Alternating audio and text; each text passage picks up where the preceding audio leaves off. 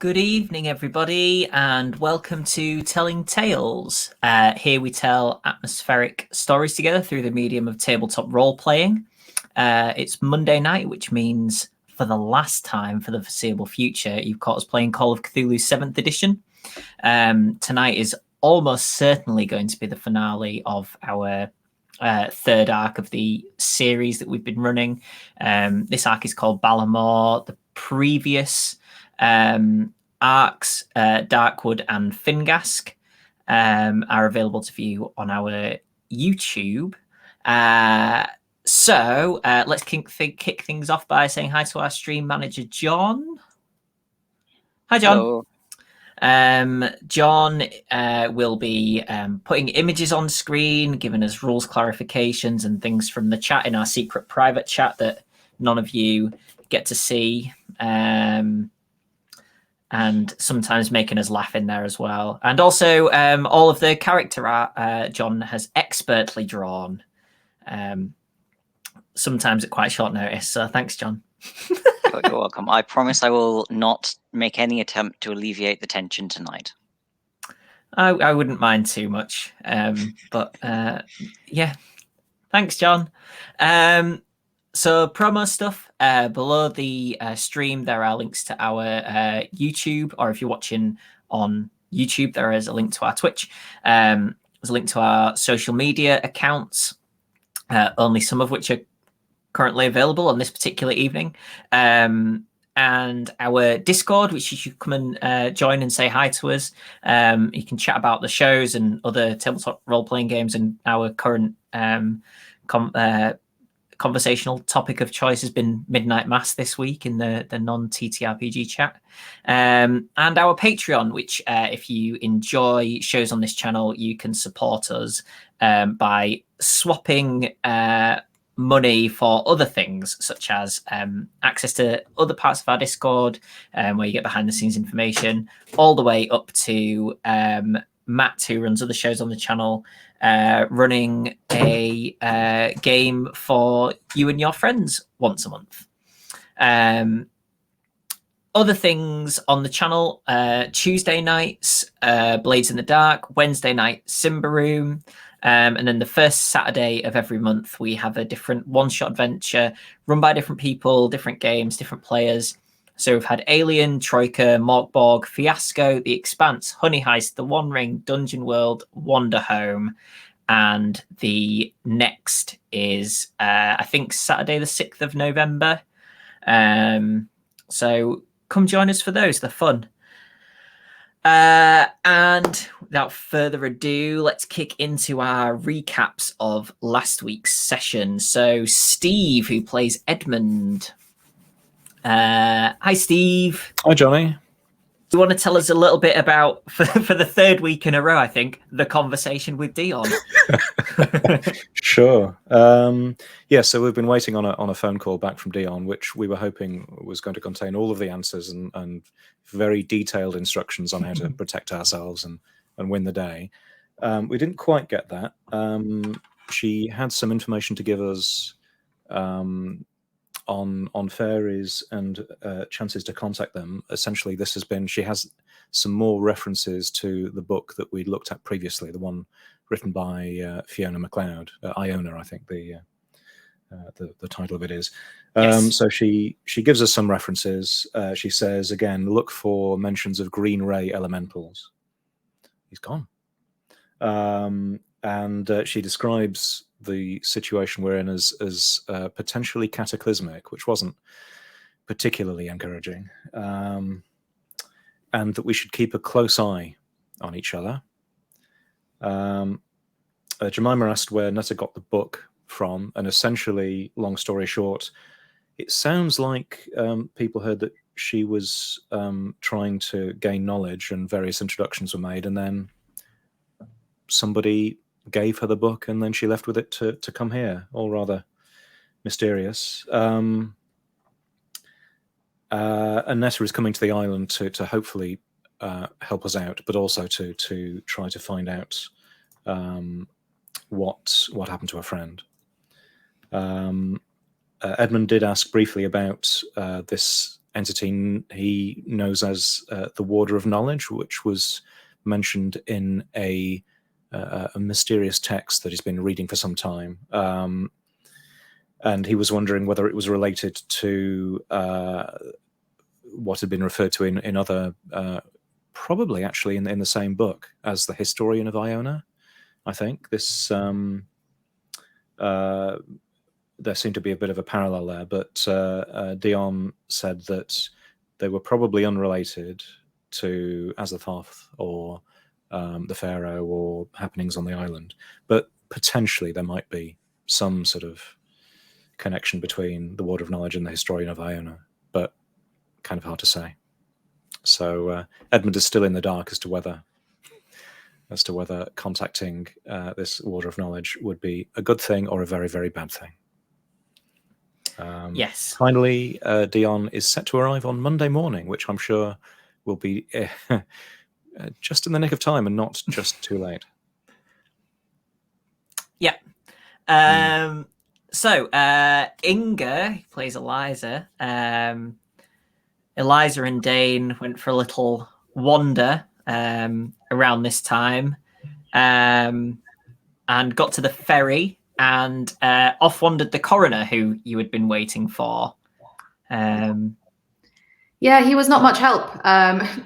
Dane had spotted that the boat was coming in and kind of went and came to grab us, or to let us know. So Liza thought, well, maybe I can appeal to him, with Mary having been my friend, and in the same sort of way she had done with the police, and maybe see if there's any extra info that we could get, or try and put forward the case that they should really should do a proper investigation and not just assume exposure for Netta and stuff like that.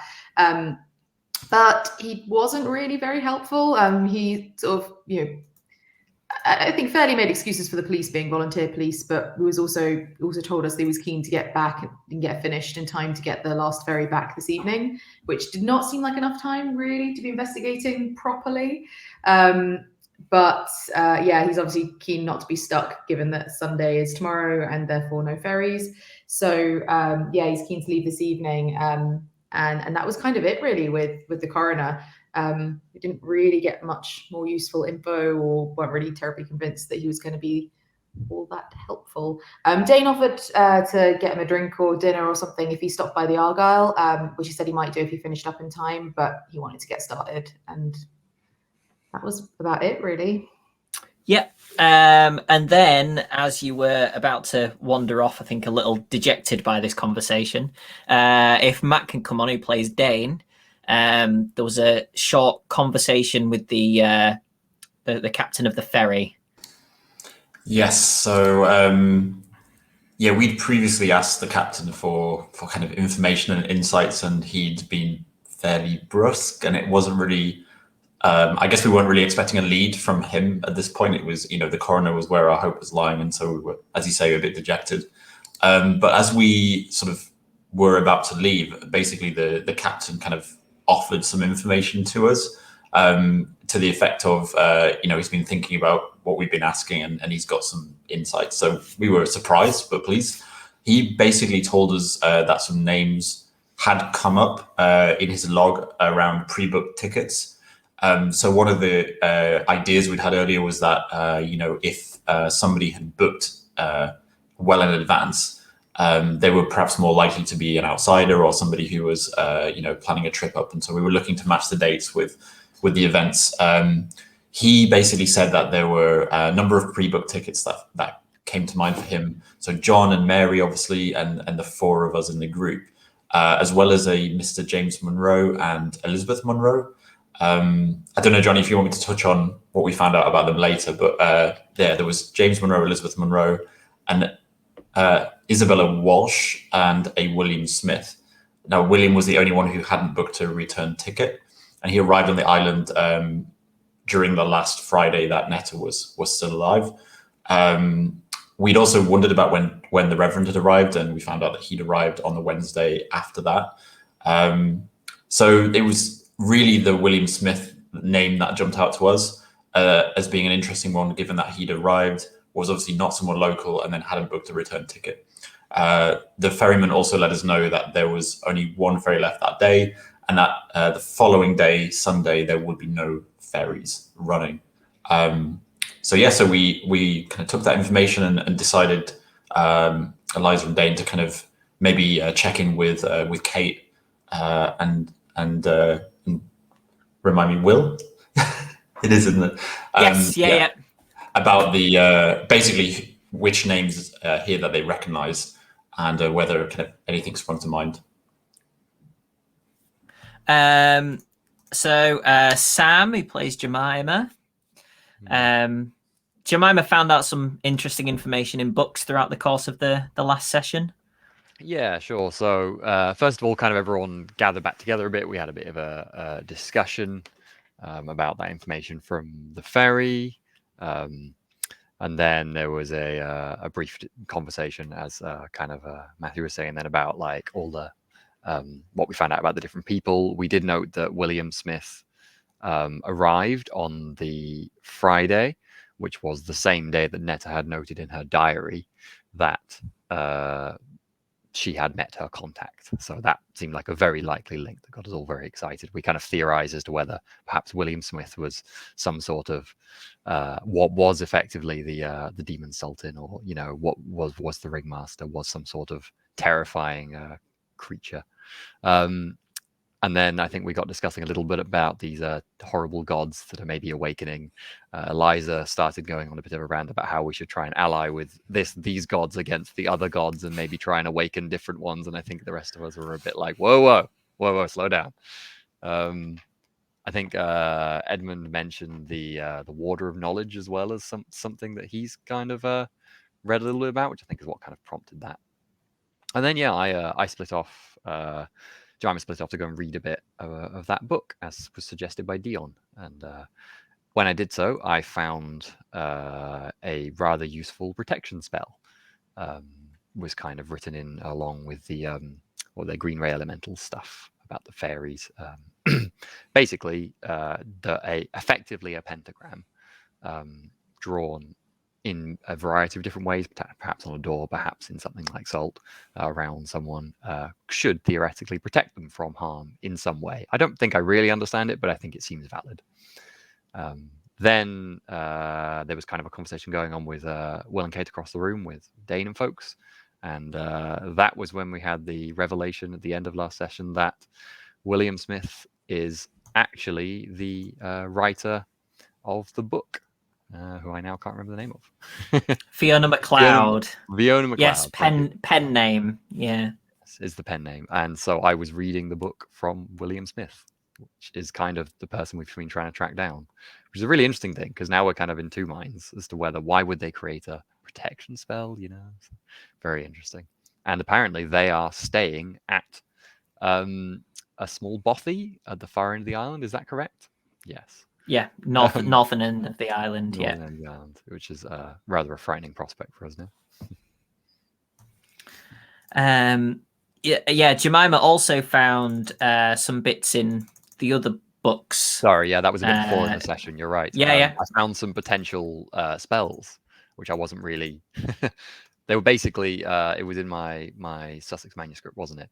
I found some spells that seemed to have been kind of oddly translated, but basically a variety of possibly useful spells, maybe, for revealing things or for causing harm to things, stuff like that, but I definitely got the impression they were mistranslated, and they might be fine, but there's a good chance they'll be wrong.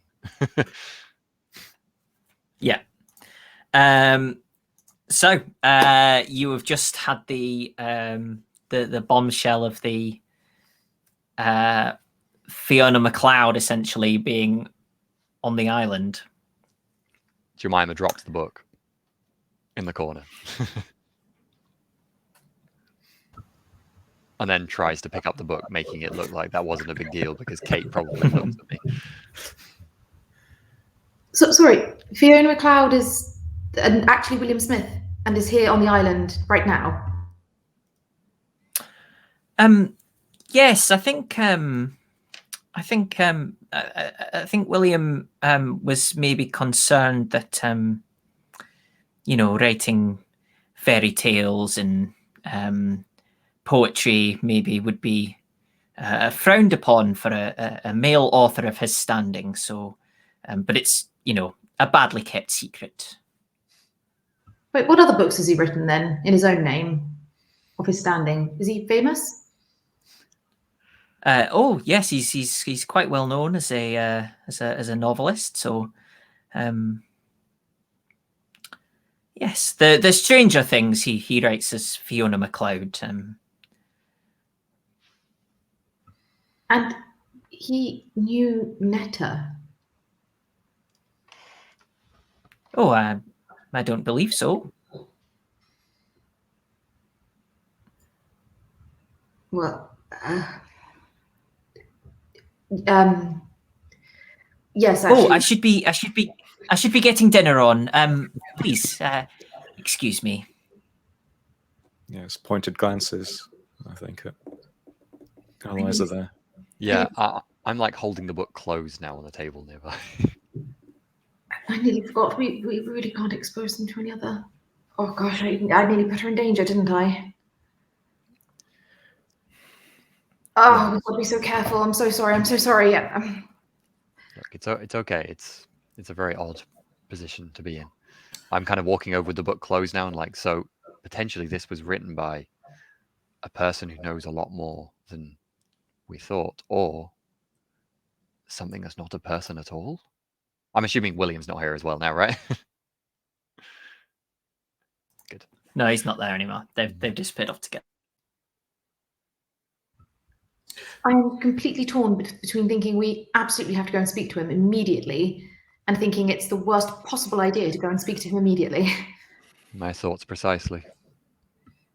Well, I suspect I wouldn't be that surprised if the book is with this William Smith at the moment. I think that's. But the question is, yes, it could be incredibly foolhardy to approach them directly. Let me get this straight in my head. So this is the man that we think has been liaising with Netta beforehand, and we think he has the book right now. The timing is very. It's too much to be coincidence. But And he drew her down this path. Is that? I'm not so sure about that. He arrived as a contact after she came here, and I'm not sure she knew of him when she came. It may be that he was simply drawn by the book as she was, and he may have even been trying to help her or protect her from what was also coming for this book. Or he may have been coming with nefarious ends. We simply don't know. But his book, the fairies and everything, that didn't necessarily imply a desire to bring on all of these awful demons and things. No, and weren't there some sort of protection opposite. spells? Yes, Exactly. quite the opposite. I would not read this as a bad book at all. Perhaps we're simply missing something. Perhaps this is some terrible trap, but it comes across as if trying to help us. But then how he probably isn't the contact. Wasn't where are the diary entries again? The contact was the one who ended up taking the book off her, or he had the book or something. It doesn't say that. It says the contact met her, and then the day after, she says that she's seen it, the creature, and it has the book. It doesn't mean the contact is it. We're not really sure, though. I suppose we just assumed before. Yes, well. Well, maybe we ought to go and speak to him then. What else can we do? Well, I suppose we need to wait in case the coroner comes back as well, though, don't we? I'm not sure that's the highest priority. Looking out the window, Jonny, is it dark now? Yeah, the sun has gone down. It's still that kind of. There is a little bit of light that you get after sunset, but it's yeah. I'll look out the window and look back and go, oh, traveling now is a very bad idea, I think. As we were saying, it looks like whatever this thing is, it's stronger or more of a danger in the night in some way. If it's what we'll find at the bothy, then we're going to find it when it's stronger, and if it's not, then it could just catch us on the way. As much as Eliza, did you have those the copies you made of the diary? Yes, yeah. I'll dig them out. As if by magic.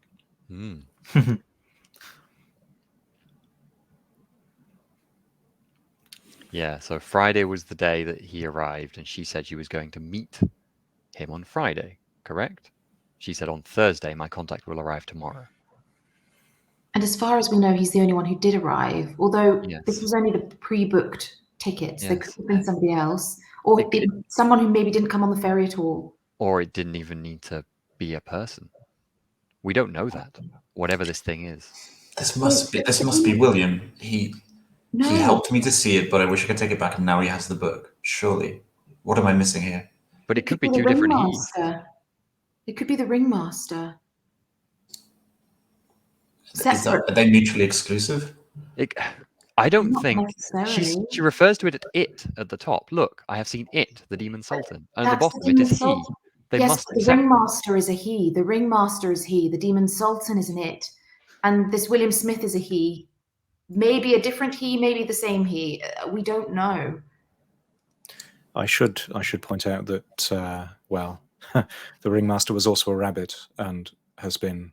I've seen him in many forms, not all of which were describable. So I don't get the impression the ringmaster would need to arrive on a ferry. Yes, exactly. Might choose to for some reason. But What I don't... did Dion say? That the demon sultan and then the being, whatever it was that this ringmaster is, are effectively like God and Jesus. Yeah, so they are aligned not in the some same. form. Yes. But So they are perhaps distinct. yes, exactly. Well, that implies that they're on the same side. If that is the he she is referring to here, then I think we're really in deep trouble.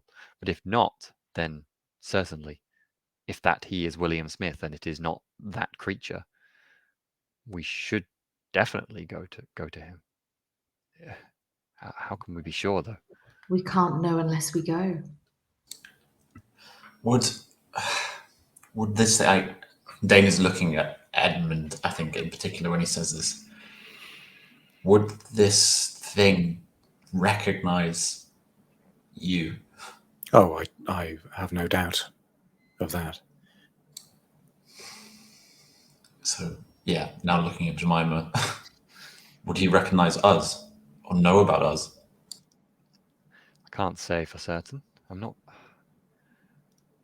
I don't think whatever these things are necessarily omniscient. I really don't know how we could know, though. I mean, if they were, then I think they would have stopped us already because they know we're. Perhaps they're just toying with us. I honestly don't know. We've all had dreams of the pharaoh or something, and they're connected. It seems. I feel like those dreams are more connected to the demon sultan. He was the one that, or it was the one that could. It put knowledge into heads, or attack the mind, or something. I think. But if they're connected, perhaps they can communicate. I don't think we could assume safely that the ringmaster wouldn't recognize either of you. I agree. But back before you saw what you saw, Mr. Carter, he wasn't violent or aggressive. Is that right? It was only later. Well, he sent a lion in through the door at us. And he was, well, this sounds very flippant, but he was very rude. He was certainly not physically violent, but he was not right. And it was certainly, he felt like he was planning something. He was certainly imposing. He controlled the room, you could say. But yes, I guess, well, the only way we're going to know is by, so the word tells, if, I hope it isn't, the ringmaster, as I said, the ringmaster appears, he doesn't quite fit in this world. So if we're able to observe William Smith, we might be able to determine whether he is human or not. But I don't know how we do that without being observed ourselves. If he gives us time to. I mean, I have the powder. I have the ability to reveal him if that's something we truly want to do. I don't think we want to do that. The problem is, as soon when as we... Edmund saw him, It was awful. Precisely, and we're already in his power by the time we're in front of him. Surely, we still don't have any weapons to fight him. The only real weapon we have is that book. If he has it, we're doomed anyway. Protection is the only thing we really have that was suggested by Dion, but I'm not sure that's something we could take with us in any way. So I'm inclined to say we shouldn't travel tonight. I don't think we have any safe way of getting there. I think Eliza's going to sort of suddenly turn away and start not frantically, but very purposefully looking through the bookshelves to see if there's anything from William Smith in the little library, or the bookshelf.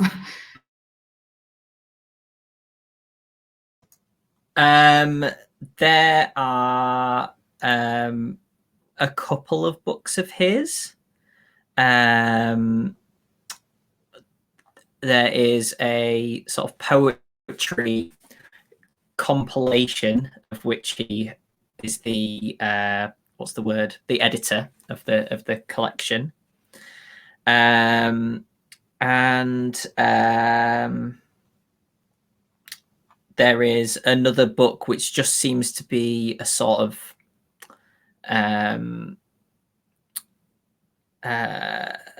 like just a work of sort of a London sort of law office, like nothing that's particularly stands out to you as strange, particularly. And anything in the poetry? Is it themed around anything in particular? No, it's got works in by Walter Scott as a name that you recognize, but no, not it's not themed as anything in particular.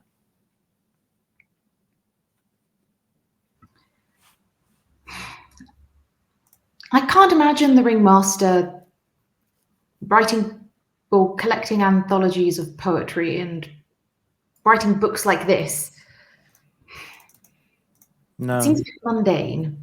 I'm inclined to agree. All this doesn't make sense if it's something aligned with whatever this terrifying monster is.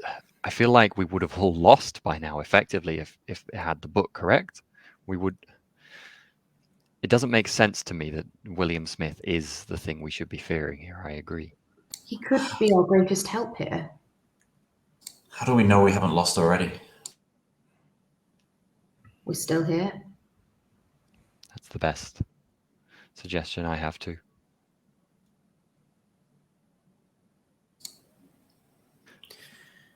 However, the night is. We've heard many mentions of the night being not safe, though. That's when Netta disappeared too. Netta was on her own, and if it's dangerous for us, it must also be dangerous for him. What if we go tomorrow and he's dead? Could we risk that? You're right. If he has the book, he'll be much more in danger than us. Presumably, if he has the book, he has some knowledge of how to use it and is able to protect himself. But perhaps he's holed up and in trouble. I see what you mean. I just don't know.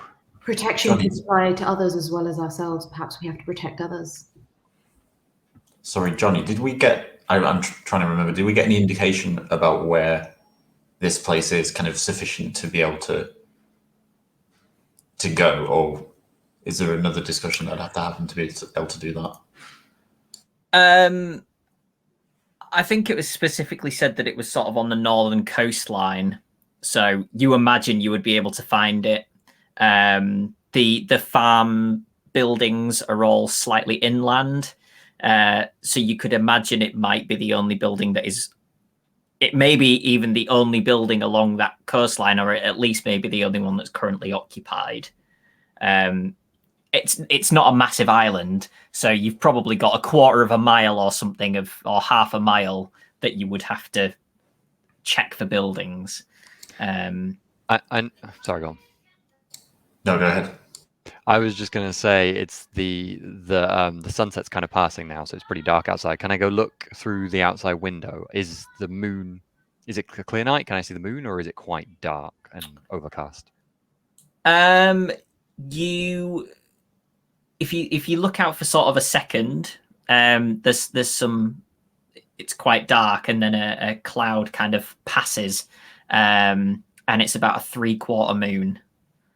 I think after having looked out for a second, I'll say it's not perfect. Certainly not clear moonlight to travel by, but not the worst. We could probably find it if we had to. Here's an idea, but I really have lost any sense of what is appropriate, what isn't. So do shoot me down. But if we want to learn whether there's anything strange about this man, and he doesn't know me and he doesn't know Jemima, perhaps this is a great excuse for us to arrive there. We have been out walking, we have been benighted, we're looking for somewhere to stay, and we can go and we can see what we can learn. Or we wait until tomorrow, but the sense I'm getting from the three of you is that this is very urgent. Ed, what do you think? You haven't spoken up about whether we should go or stay. What's your opinion? It's a tough question. You're right in terms of being able to find the place is going to be more difficult at night. But then again, yes, you have a good excuse, and I don't think time is on our side. If the question really boils down to whether William meant for this to happen to Netta or not, and I just don't know. Did William just accidentally show her too much? Did William show her a path, and was it Netta taking a misstep on that path that brought this down? Perhaps it was simply poor timing and he just couldn't save her. Perhaps all the actors arrived at the same time anyway. I mean, it will be dangerous, to put it mildly, to make contact, but perhaps Mrs. McCrae's farm is out in that direction. Perhaps we could stop at Mrs. McCrae's first. We could even call her from here, let her know that we'll be on our way. If we don't arrive, she's to call the police. Or she's the opposite direction. Oh, I thought she was up that way. No, okay. No. Oops. Yeah. Other way. Yeah. Perhaps we So could stop you would- at Jimmy Doherty's farm. You would imagine potentially from the description that you got given about the place that he was staying that it's in that sort of top right section. So probably not very much area to cover. How long would it take us to walk there? If you're being relatively careful, it's night.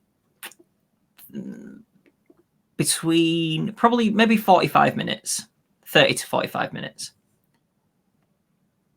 Okay.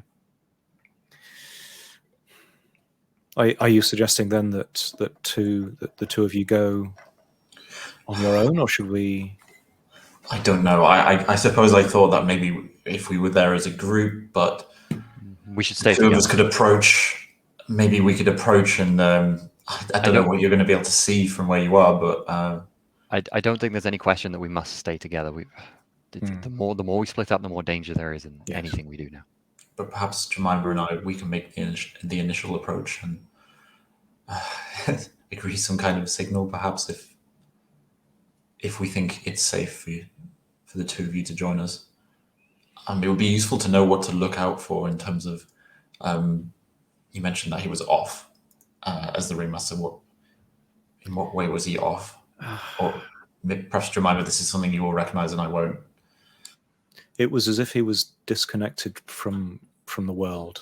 Just slight shifts in movement that didn't feel right, as if he was just sort of pretending to walk amongst us.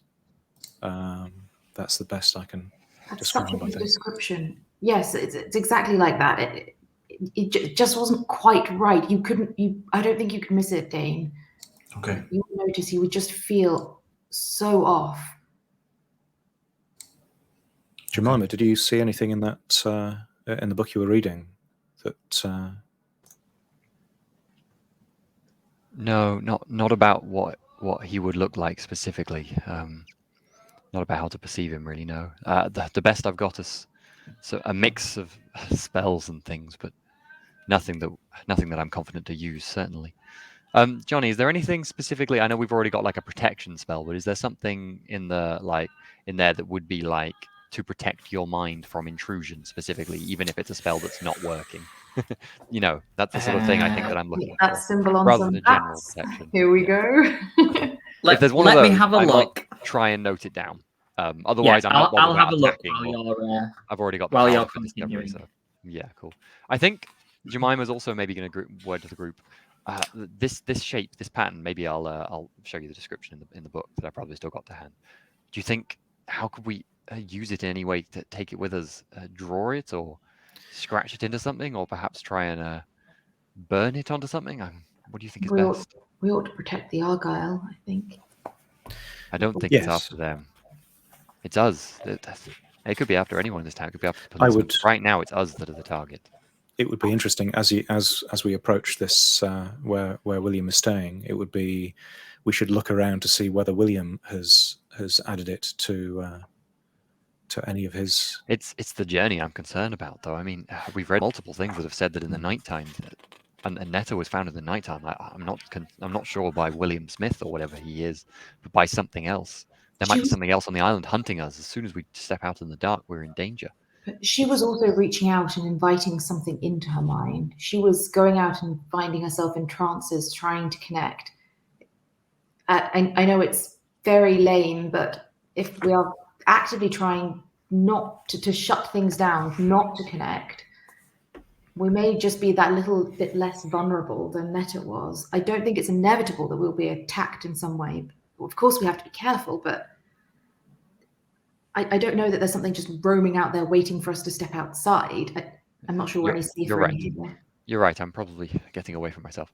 I think. I mean, it might be worthwhile. The best thing to bear in mind, as you say, is just if something seems amiss, if we feel disturbed in some way, just try and keep your head and perhaps just keep focused, keep your eyes to the ground, and keep an eye on each other, and don't engage it. Is maybe the best thing to do. It seems like the main way in which these things, whatever they are, have power is to manipulate us. So if we can shut that down in any way we can, then we're at our safest. It occurs to me we might always consider if we are in trouble, carving that symbol into the ground, just as the cross was. That might provide some protection, possibly. I mean, there's no harm in carving it on or drawing it on some paper or some books or something to take with us. I don't know if it'll do anything, but there's certainly no harm in us taking it. Jemima lifts a piece of paper she's already drawn it on. I'm not sure it'll do much, though. I feel like it needs to be more engaged with, as you say, the earth or something in reality to work. Wait, one moment. Eliza will head off in the direction that Will and Kate went and go ask Kate for some salt. As much salt as she can spare. Yes, she looks at you kind of confused, but then hands you a whole sort of, thing of salt. Couldn't you have just taken one from the table there? We need more. Sam, in Jemima's reading, you do not find anything that you were looking for. However, now that you have read the description of the protection thing, you find in here a spell which seems to activate that symbol. Ooh, okay. So it seems that the symbol on its own is probably not anything. Okay. And that it needs to be used in conjunction with a spell. However, just remember that this is wrong. Yeah. I have no and way that's of got it's got a casting time of an hour. Okay. But that would allow you to imbue multiple symbols if it all works. Yeah, I see what you mean. I have no way of knowing what in the spell might be wrong, of course, too. So I think I will tell the group that. It seems like the protection is in no way effective without applying some force to it beforehand. And that, I think, is perhaps one of the things that I read in my book, that these spells that seem to have been written wrong.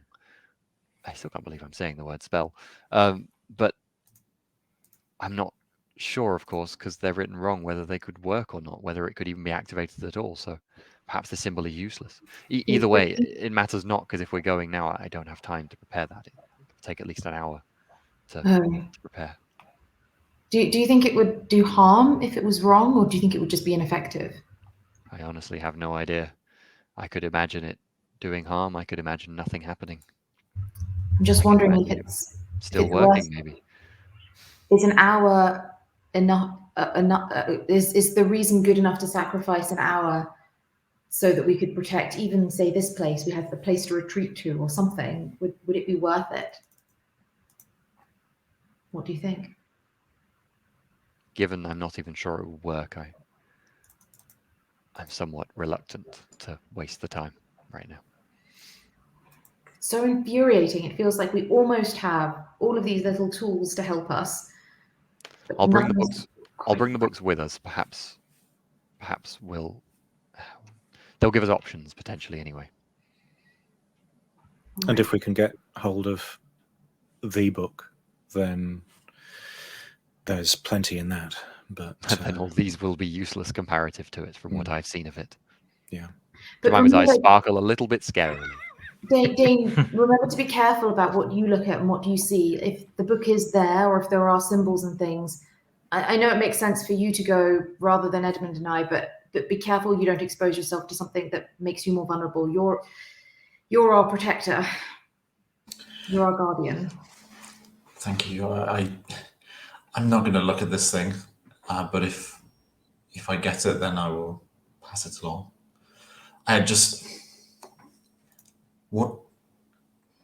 What do we do if this is who you fear it may be? What next?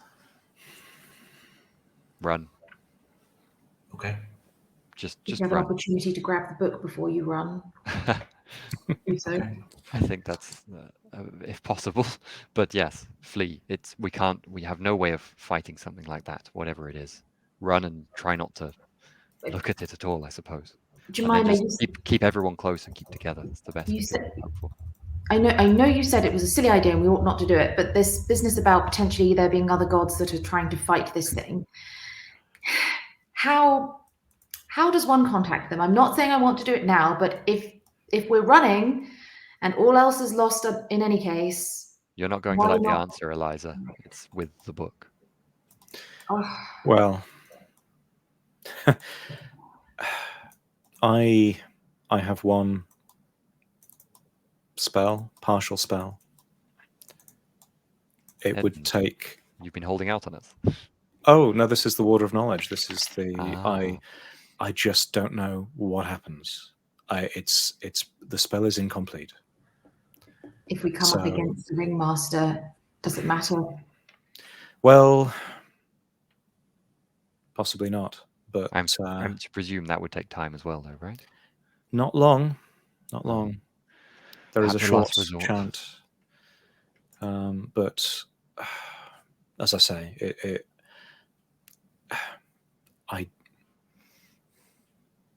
the results could be I don't know what would happen. It's buried in this book about mind transference. I don't know whether it summons something or whether I don't know. Mind transference and something about a warden of knowledge. Maybe it'll imbue you with all the knowledge that you need. Who knows? I bring it with you just in case. If we hear you running, if we hear you screaming and running, then maybe it's worth a try. Yes. Well, bring the whole library. I hope it doesn't come to that. I agree. I don't like the idea of using something we don't know what it does. The door opens, and in walks the coroner, and he is very pale-faced. And he says, This is incredibly out of the ordinary, but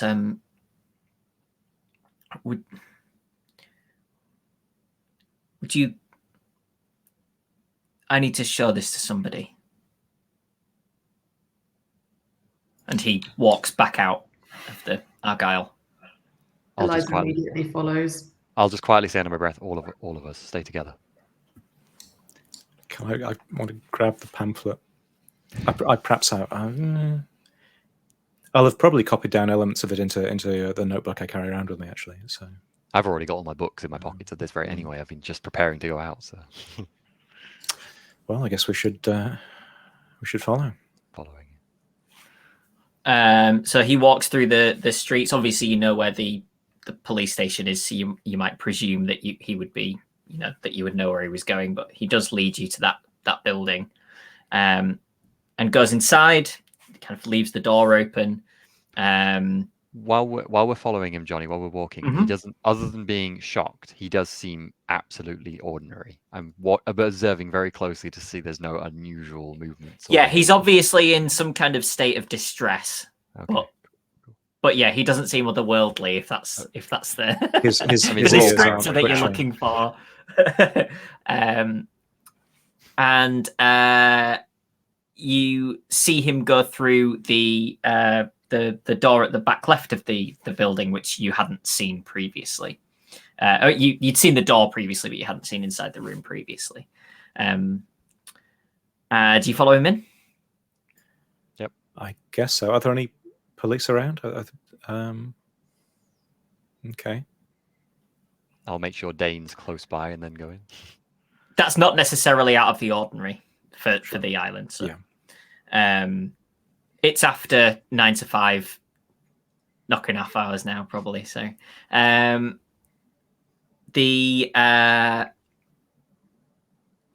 this room is quite large, larger than the front room, in fact, and it has what looks kind of like an operating table, as well as a number of shelves and filing cabinets, and you see what you presume is a body on the table covered in a sheet. Make a spot hidden roll. Anybody who's sort of taking in the room as you enter, and if you're looking for anything. I was also looking at the body specifically to see if it seems like a whole body or a very in parts body, torn apart body. Basically, which of the two it could be, or another one. You all assume that this is Netta. Okay, cool. It seems that solid. I rolled a 66. I needed a 65, so I will use a luck point to bring that down. I rolled a 92.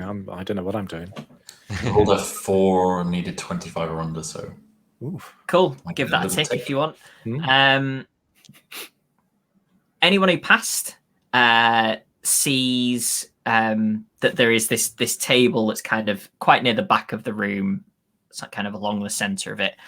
There's a small table behind that, which has a number of what you presume to be mostly Netta's effects.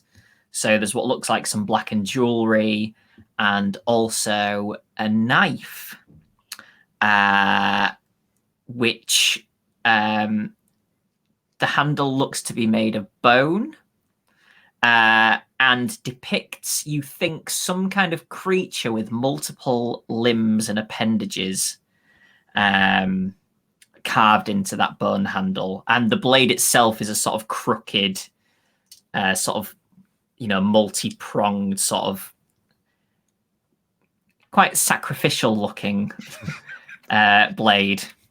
Is the blade tarnished silver, or is it a different metal, or?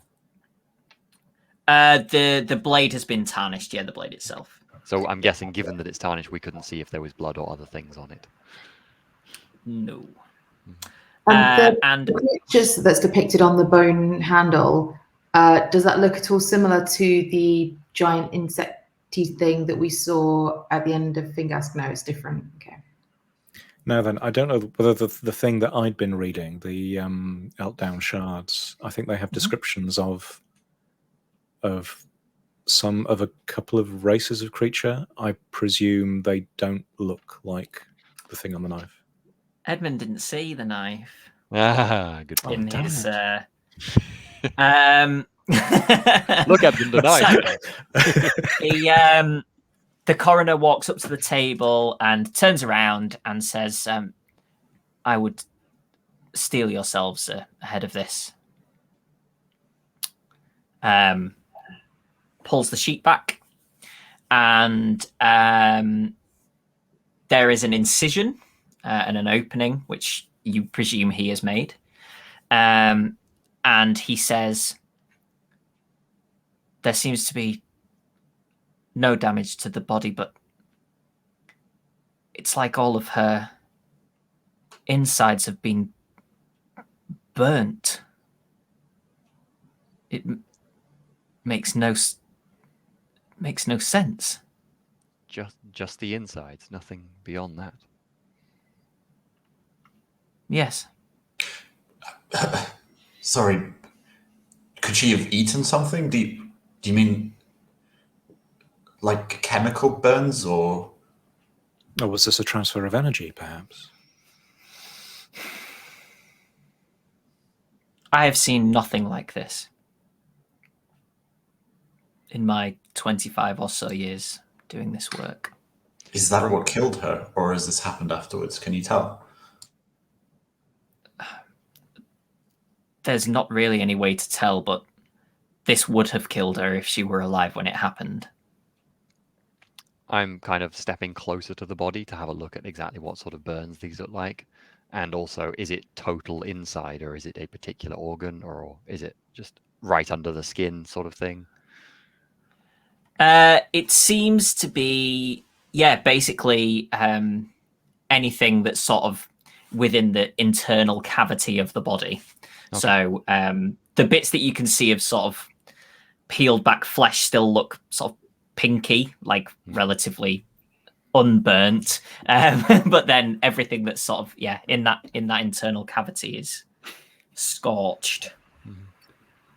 How far away is that little table with the effects on it, with the knife and stuff? Sort of 6 feet past the table, past this table. Eliza feign shock, disgust, like a bit of a "oh my" at the sight of this body, and sort of like turn and sort of take a step away and see if it is possible to pocket the knife. if the coroner seems sufficiently distracted chatting to the others. Yeah, why? Let's see what we can come up with to roll for here. I'm not very good at anything. I think I'm for this, but I'm happy to try and distract the coroner noticing Eliza doing this by talking about "see here" in the body. If that's helpful. Okay. Can you make a fast talk roll for Jemima? Sure. It's gonna go well. One I'm okay at. And I think if that works. Yeah, no, it's not gonna work. Yeah. I was the opposite end of the numbers. I mean, I can join in if required. There's probably not enough time for both of us, is there? Yeah, I mean, you also probably wouldn't know that because you haven't spotted the knife. You won't know. True. It's a bit weird, but make a dodge maybe you roll. know me well enough to me. Yeah, I think it's a similar motion to a dodge, isn't it? Ooh, that's a 34. Is that any good? You've passed, I think. Oh my god, I needed 37. Oh yes, nice. Yeah. Yeah, okay. So, he just thinks that you're having a bit of a turn. He's taken one himself from this. So, what are you wanting to do over there? I wanted to pocket that knife. Okay. Yes, you've pocketed the knife. This is definitely a good I think idea. if I don't know what Eliza's doing, I might kind of spin around and Eliza, are you all right? I'll be all right. Just give me a moment. He's definitely kind of taking a sideways glance at the two others in the group. Do you need water? We can perhaps find. These sorts of burns, Johnny, in the body, is it absolutely charred black as if like charcoal, or is it just like surface burns on all the internal organs? I'm just trying to picture it. Like it's not like crumbled to ash. It's or like a No. radiation burn that's like all red and painful. No, looking, it's sort of blackened like flames. Okay. Similar, you think, to how the jewelry that thought, looks. That thought does just occur. Jemima kind of fiddles with the powder in her pocket and makes a note. Kind of maybe under her breath just mutters, "Why only the insides?"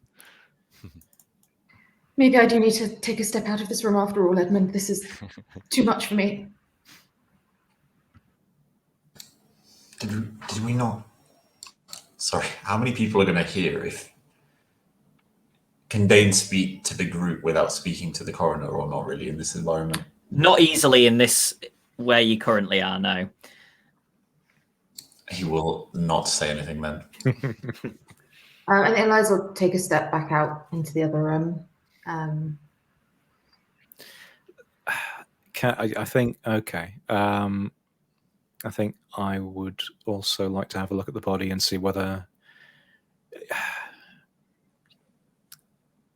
I can determine whether this was, as I say, like some sort of transfer of energy, like electricity burn, or so I'd be looking at, like, I guess physics, maybe that sort of. Yeah. Okay. Yeah. Make me a roll. Oh dear, I'm really not rolling well today. 92 over 70. So I know. Okay. Inexplicable. Too distracted. I'm maybe turn and ask the coroner. So what will you record the cause of death as now, given this? I think I'm probably going to spend the night here and have a think. Not really sure. A bit more investigation, and then I think a meal and bed. I think more on it tomorrow. I think Jemima, just to kind of make the coroner feel a bit better and try not to make him be part of all this horrible stuff, will just kind of say, perhaps radiation? Perhaps, but strange here. I'm not too early on the time there. Am I actually thinking about when the date is? Yes, when did Probably cosmic rays come in? Borderline, yeah, it's radiation. Anyway, so Could you return the body to the mainland and head back? I know there's no ferries tomorrow, but does this need better facilities, better equipment for you to understand?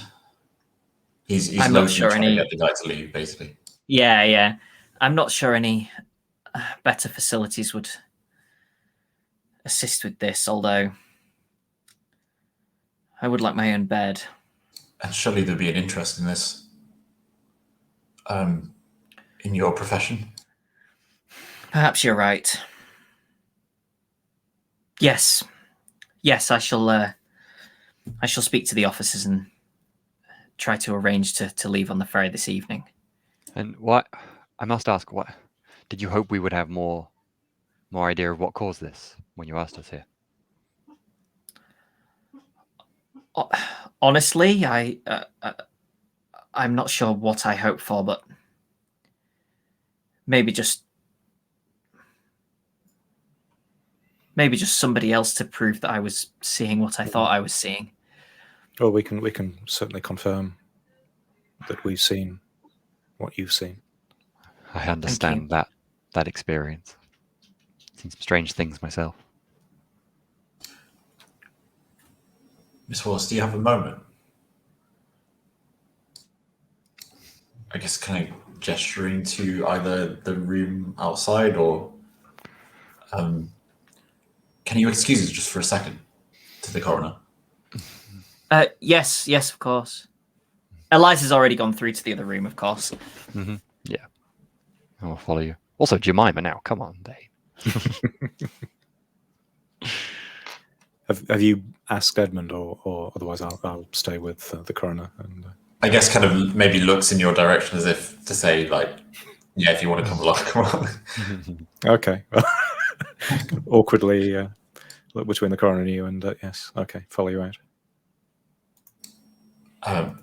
Sorry, I know that was awkward, but if we're trying to save people from understanding this, then I'm sure he will recover from. I know the three of you will already have thought of this, but the fire that you saw, The fairy fire, yes. I think it's on everything. All of the items that are tarnished in that room. If I put the powder on them, they would have the fire, just as she would, I'm sure, or her insides would. Now, why they're only on her insides, that's much harder to say. I think we need to get going. Yeah, that dream we had, the green ray that struck the hillock. We can discuss this on the way. We need to get moving. Yes, you're right. Dane will, I guess, head back through the door and just say, apologies for that. I needed to discuss. We have another. We're due to meet somebody very shortly. I just wanted to find out what our best course of action would be. But I think if you are planning to leave, then I would suggest you leave as soon as you can, and perhaps someone can help you to transfer the body either now or at a later date. But I'm really sorry. We need to go. I will if you stop off at the hotel on the way out, you'll be able to get all of our contact details. If you need us to corroborate what you've seen in the future, don't hesitate to reach out to us. Yeah, as you go in, he's already sort of packing his implements into a case, and he says, "Of course, thank you for coming, and sorry for for you having to see this. I haven't yet had a chance to investigate your friend, but we'll do that also. But back on the mainland. I think you're right. I think it's probably maybe spending a whole other day here tomorrow and having nothing to think about but this may be detrimental. Safe journey then, if we don't see you again. And you. Where are you staying on the mainland? Oh, just Finnethought. Okay. If we learn anything further, we'll maybe drop by. It would be a pleasure to see you again, hopefully in kinder circumstances. Okay, take care.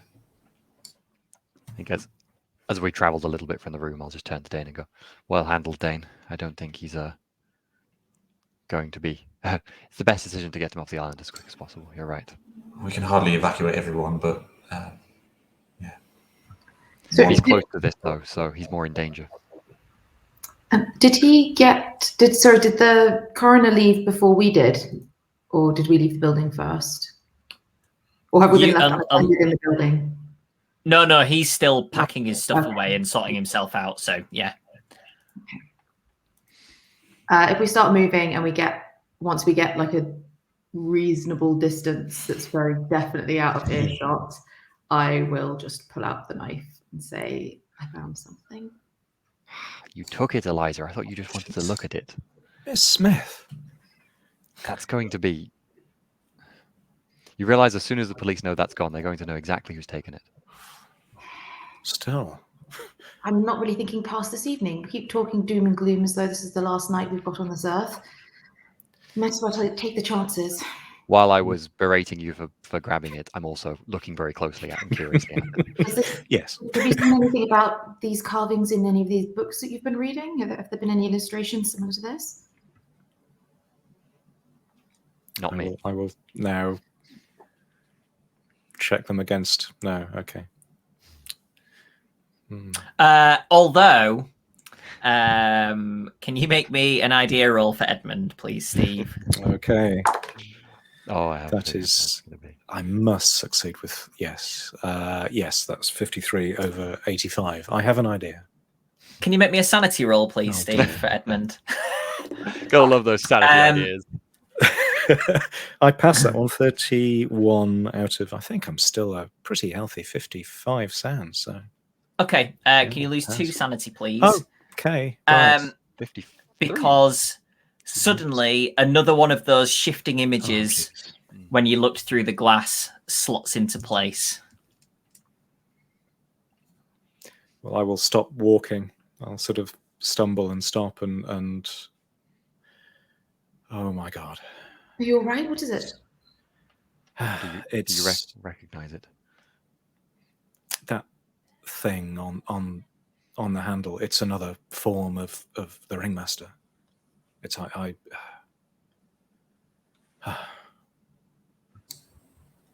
He must. This is what it looks like. Not when we saw it. it's one of its forms. It has a multitude. Well, this must mean that the ringmaster, he must have been the one that killed Netta. This all but confirms it. But maybe this is maybe if this is connected to the ringmaster, maybe this is something that can actually damage him. Maybe it's special in some way. Hang on. We learnt, didn't this Netta's organization, the Hermetic Order, didn't they? I think Mary said that they worship this entity. I'm pretty certain they. So this knife does not look. It looks cruel. Is it a knife from the Golden Order? Is it a? I think it is probably something that's maybe not built to harm him. It does seem more like a weapon of his or some sort of ritual thing of his, but maybe it could also still harm him. If it holds power to him, it could potentially be wielded against him. I agree with Eliza. It's currently in some reality a flame. Exactly. It is clearly a mystical object with some power to it. Do you want to test your powder on it? I'm confident that that's the case. I don't want to waste it at this point. I don't think we I get agree. anything more from another tarnished item. Unless you disagree. They're just going to say "but" a few times. What is it? Why would one of these things leave this with something recognizable? Is it going to make mistakes like that? What about this? It's only recognizable if you've seen him before. Who else has seen something? It's not What is someone who worshipped this? Would this not appeal to them more? Would they not create idols like this? I mean, what's the difference between this and something we might find in a church? I completely agree with you, Dane. As far as I can see, there's only 2 options as to why it's been left. Or either deliberately, because they wanted someone else to find it and it would do something, perhaps us, perhaps other people, or it's dangerous. Yeah, I don't know if this changes what we are going to do. I don't think it does. We don't know. We're talking around in circles again. We don't know anything. I think this is potentially useful, and that's all we can hope for with it right now. Edmund, are you okay to continue? Yes.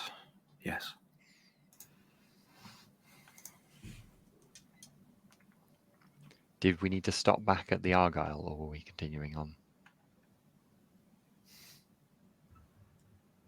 I think other than I have a gun in my personal luggage. I don't have it with me unless I think we were pretty anti bringing.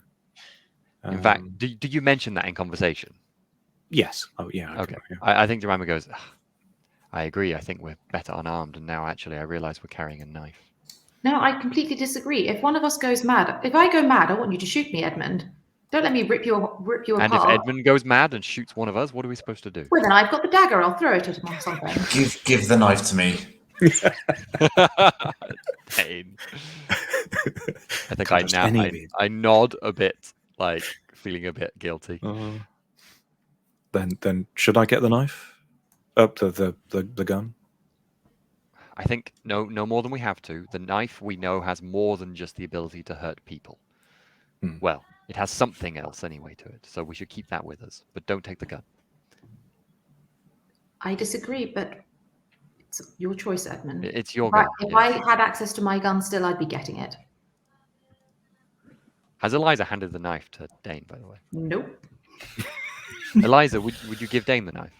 I think Dane should have the gun. Okay. Do you... Look, we either all have something or none of us do.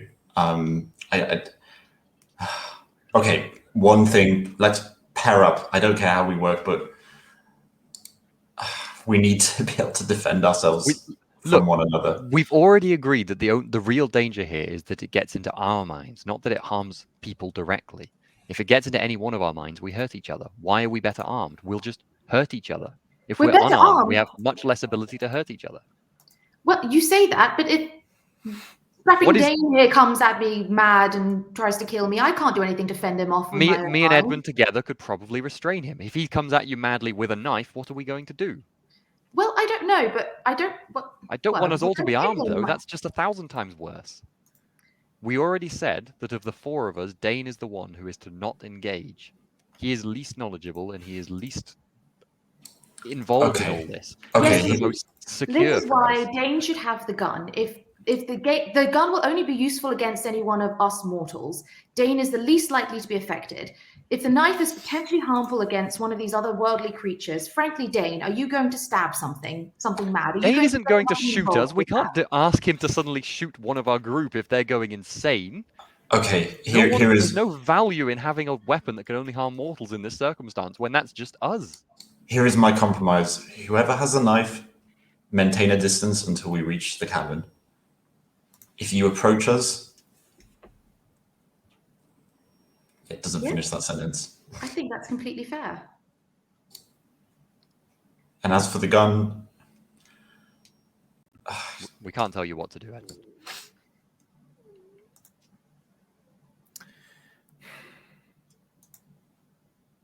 Well, I'm a rubbish shot anyway, so... Under my breath. That's what I thought too. We've all got a pretty rubbish firearms track record at this point, haven't we? Let's just... I have never even tried. There we go.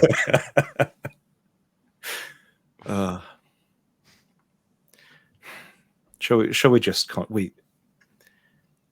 Let's just go. We're spending too long. I'm sure we can... I assumed we were walking as we went. Yeah, I assume so too. Yeah. Eliza, what are you doing with the knife? Are you just holding it? Not like just out. It'll be like in a pocket or something, Okay. like in my hand, but like not super visible. Yeah. Unless you intended to do it stealthily, I've observed which pocket you put it in. That's fine. Yeah, I won't have been trying to do it stealthily. I'm not trying to hide anything from you guys. I'm not like waving in front of your hands while I'm gesticulating over anything. Okay, yeah. cool. I've just tried to make a note of that. That's all. Okay. So you head up the crest and down into the area where the lock is, and where you had previously gone left to go around the lock. There is a path that continues sort of straight on. Are you taking sort of the most direct route, or were you planning on going via any of the farms? I feel like, unless anyone else is disagreeing, given the previous situation, were we kind of following Dane? Because that seems to be what we do when we travel places, especially in the dark. It seems reasonable. So I guess it's your choice.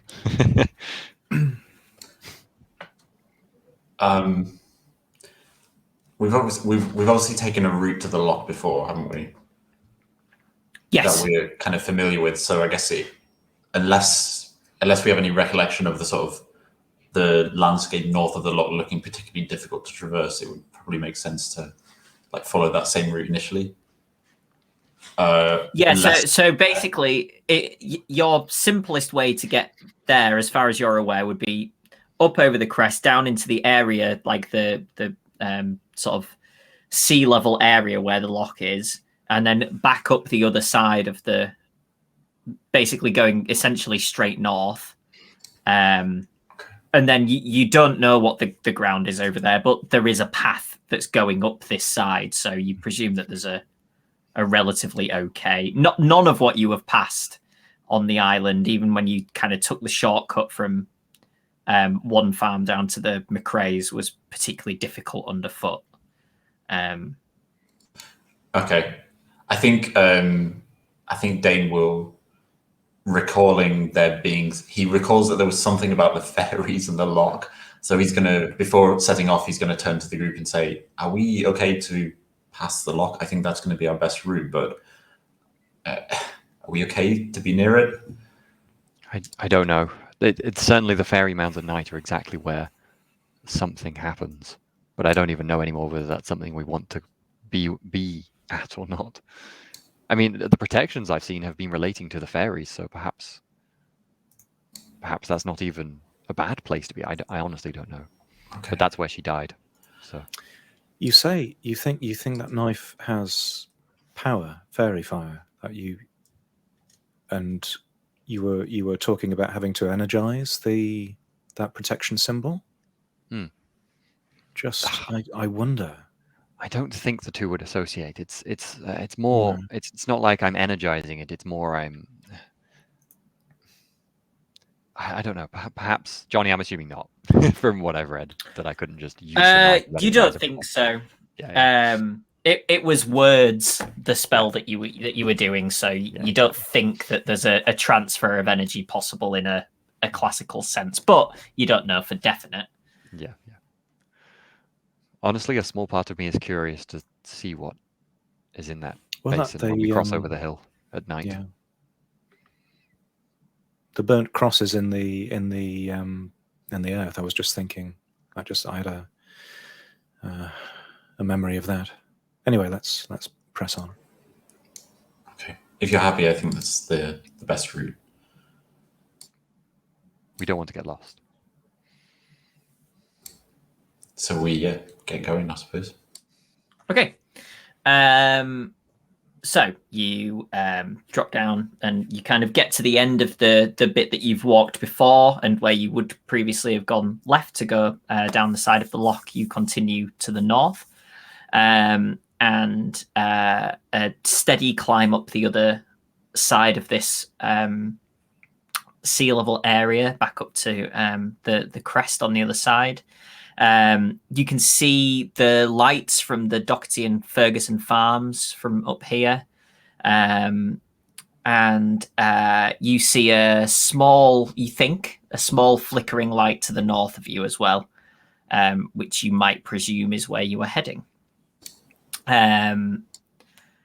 This is all kind of rocky path that you're on here, so it's relatively easy underfoot, and you're making pretty good time on what you thought you might make. It's quite windy up here because you're on a raised bit, and obviously on an island, so it's very exposed. But you're making your way along all right. Has it been anything odd at all about the journey as we've been traveling then? I was about to ask you all to make a spot hidden roll. Good. Definitely trying to spot the hidden.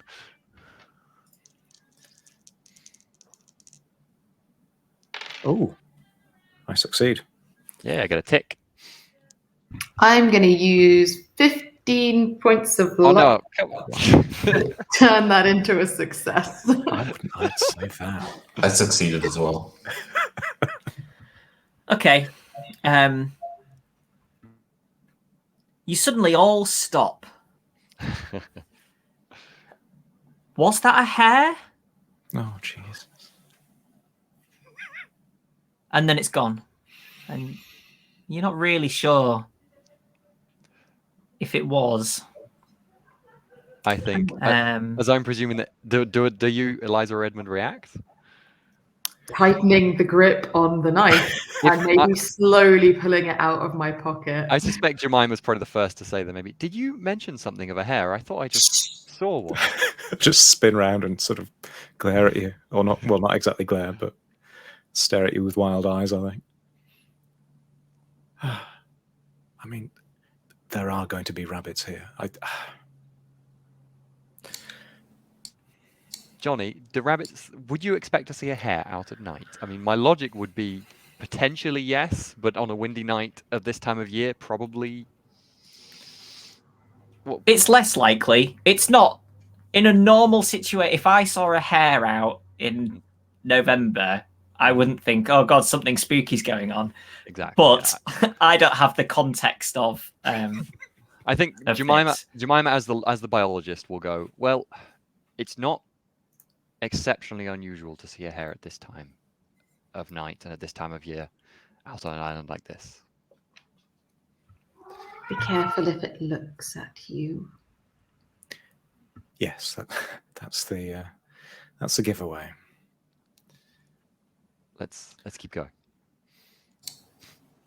Sorry, remind me, who has the gun at the moment? Edmund, you have it, right? I didn't bring it. Get it. No gun. Okay, cool. Did we get sanity loss for that? Sorry.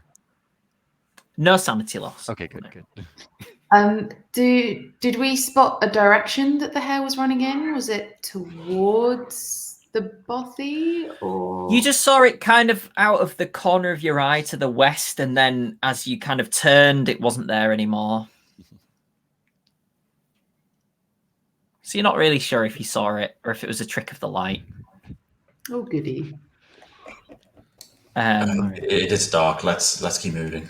I think our friend the ringmaster would be rather more showy. I hope.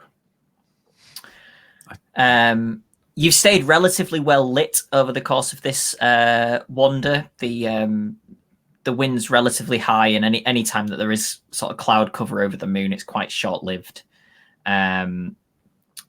Chilly though. So you continue to the north, and you find yourselves dropping down to sort of sea level, or towards sea level, and you are about, say, 500 meters from the coast, and you can now see that there is definitely a light on in a building ahead of you. Just pressing on towards it. It's very cold. I think Dane will crack on unless anyone kind of asks to stop. I guess we were expecting to see a light, expecting to see someone, so he's not slowing down unless anyone says anything. And it is very cold. Okay. So no stealth then. Just walking on in. I guess if we... Well, if I'm we not get saying to... that you're walking in yet. Yeah. Yeah, So getting closer. You bear down upon a stone building with a wooden door. And there's one window on this side through which you can see this sort of flickering, presumably candlelight or maybe a gaslight. And yeah, there you are. So, yeah, I mean, if Dane's in the lead, I think he's going to stop at a point where he feels like it's reasonable that someone looking out the window wouldn't be able to see us properly. We were in the like dark. recognize a figure. We're in the dark, so we could get quite close, I suppose, couldn't we, compared to the, the light? Yeah, whatever that point is, I think that's kind of when it'll stop. I might Okay. silently sort of pat Edmund and sort of try and sort of gesture or pull him towards maybe the side, so we can just sort of be around the side of the building. Because I think we said before we weren't going to go in. Mm-hmm. And I think as soon as we're sort of out of immediate line of sight of the other two, I'll hand Edmund the knife if he takes it off me. Okay. So I'll offer it anyway. Whether he takes it or not is up to him. I think Dane is going to want to just kind of like run the plan past everyone again before he does anything. What plan? the perfectly formed plan. What do you mean? Yeah. On this way, Dane's clearly been making an excellent plan for us all while we've been. Yeah, I've got a flow Go on, chart and Dane. everything. Nice. I'm just going to share screens. I've got some slides. Right. So he's going to just turn to everyone and say, so I think he's maybe bottling it a little bit, but he's trying to not bottle it. So sorry, let me just get this straight. I can go down. Should I go alone or with Jemima? I'll come. I will just... We're not okay. going So we're saying that we have been walking, we have got lost, we've been benighted, and we're looking for somewhere to stay. And should we say that there are two more following us behind, and maybe that gives us a chance to leave if we feel like we need to. We've seen this, we've gone ahead, and we're checking whether we can stay, and then we would need to come back and see and let people know. I don't know. Does that sound reasonable? That sounds reasonable to me. That leaves the option of them not arriving, or us leaving to find them or something. Yes. Just keep an eye on us wherever you go. Maybe try, depending how we react, try not to look at what's inside. Perhaps it's up to you.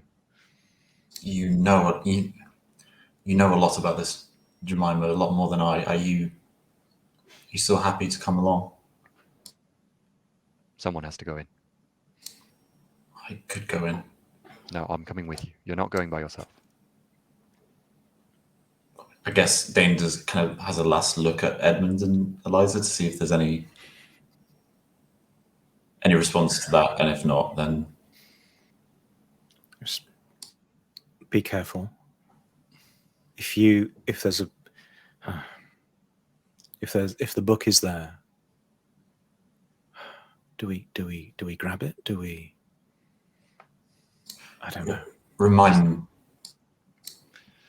You want us to? If we see it, you want us to run, right? The book? I don't think so. If the book is there, we have to try and verify whether it is an it or a him. If it's a him, then we can talk. I have the powder. Okay.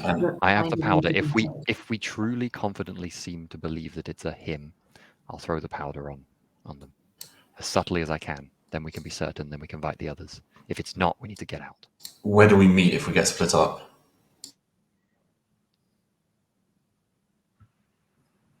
Perhaps the farm's closer. Perhaps one of the farms. Can we see either of the farms from here, like the light from? Okay. No, you've got kind of a crest that's between sort of here and basically the rest of the island. So is there any visible landmark that we can see in the dark? Not from here until you get to the top of the hill, really. Okay. In that case, I think maybe Jemima would say, let's back at the lock is probably the only way we could all safely make it, I suppose, from here in the dark. Maybe there. I don't care, whatever. Just if you see the book, find a way to get it. I don't care how, whether you talk your way through it, if you have to fight for it. At all costs, we need the book. We need him too, if he knows anything about this. So he might need us at this rate, if it is okay. Let's go. So if that conversation happened, I'd maybe then pull Edmund aside around the corner to then do the knife thing, if that was before they'd turned off. Okay. Are you knocking or just opening the door?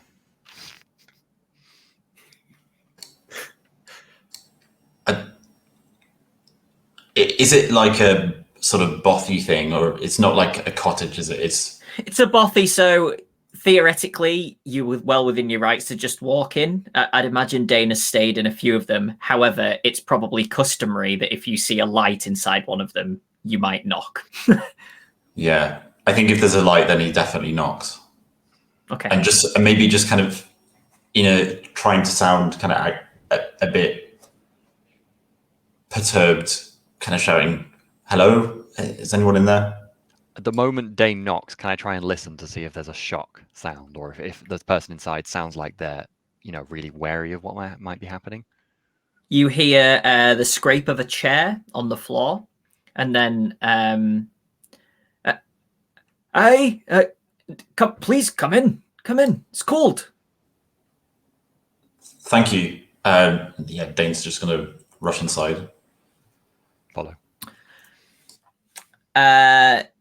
You see an older man with a reasonably long beard and a sort of curled up mustaches at the side, sort of greased back hair.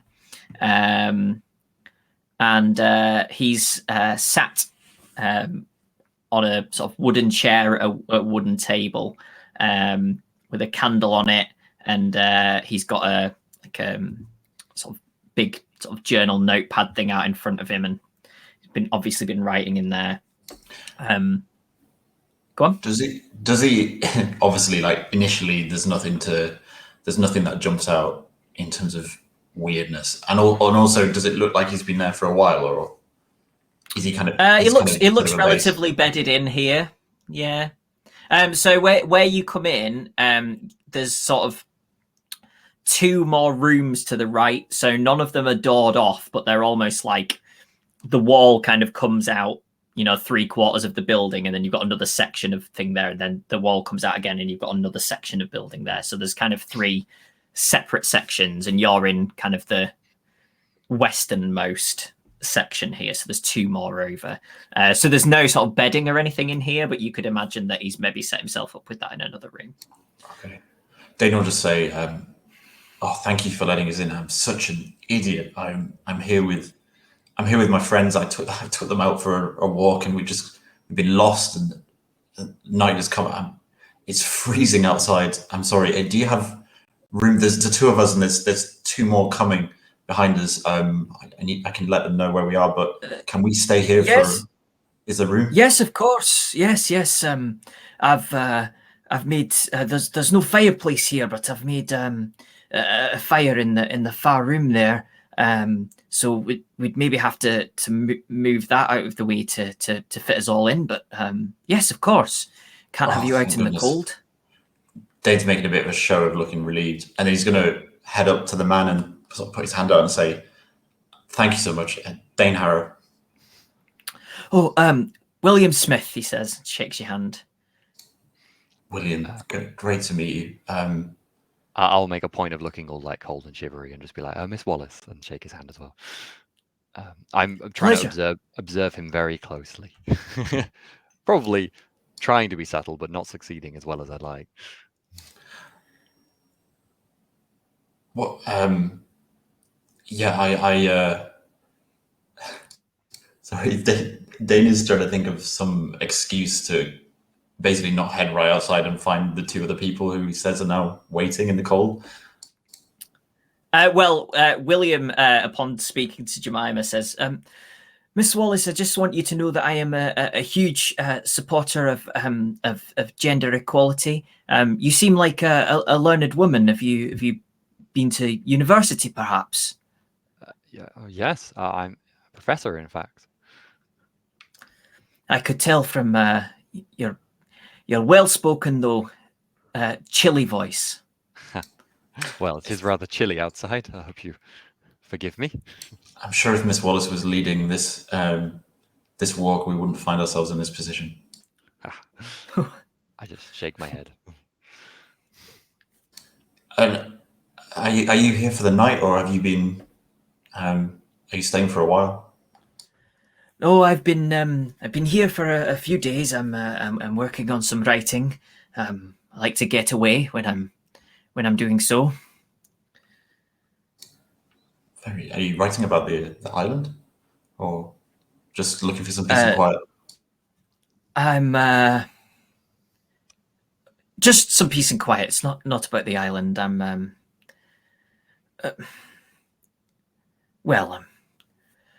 working on some poetry, actually. Well, yeah, we haven't disturbed you too much to put you behind. No. Jonny, will the others belong? Should I make some tea? That would be great.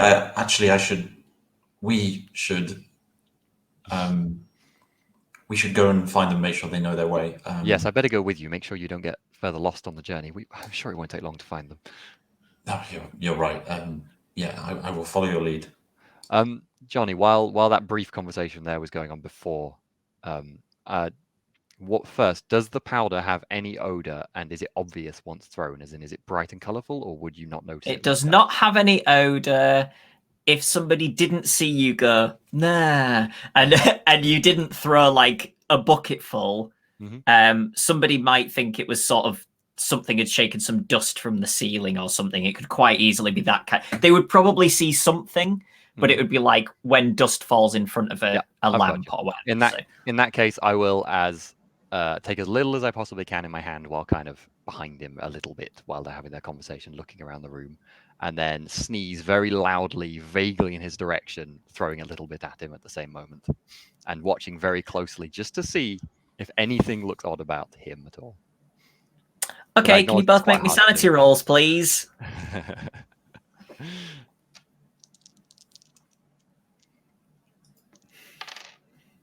It had to happen. Oh, and I fail. I've also failed. Yikes. Okay. Can you both lose 5 sanity, please? As you see exactly what Edmund saw when he looked through the glass. Basically, this shifting, contorting figure, a couple of kind of iterations of which you vaguely recognize. Others are too horrific for you to have previously imagined. Jemima and her powder. So 5 sanity is immediately out, isn't it? It's because it's 5 sanity in one go, which is always it triggers something. Yeah. That's it's a temporary insanity. I feel like whatever this thing is going to notice that just happened to us, no matter what happens. And we're in a very small room with it. This has gone well. Sorry, Dane. Give me a moment. Oof. So.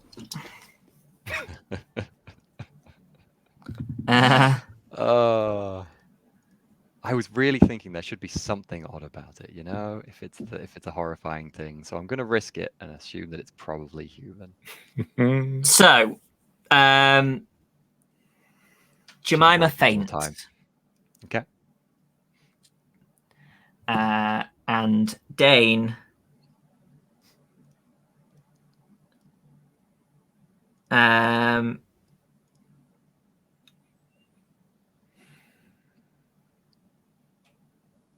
gains.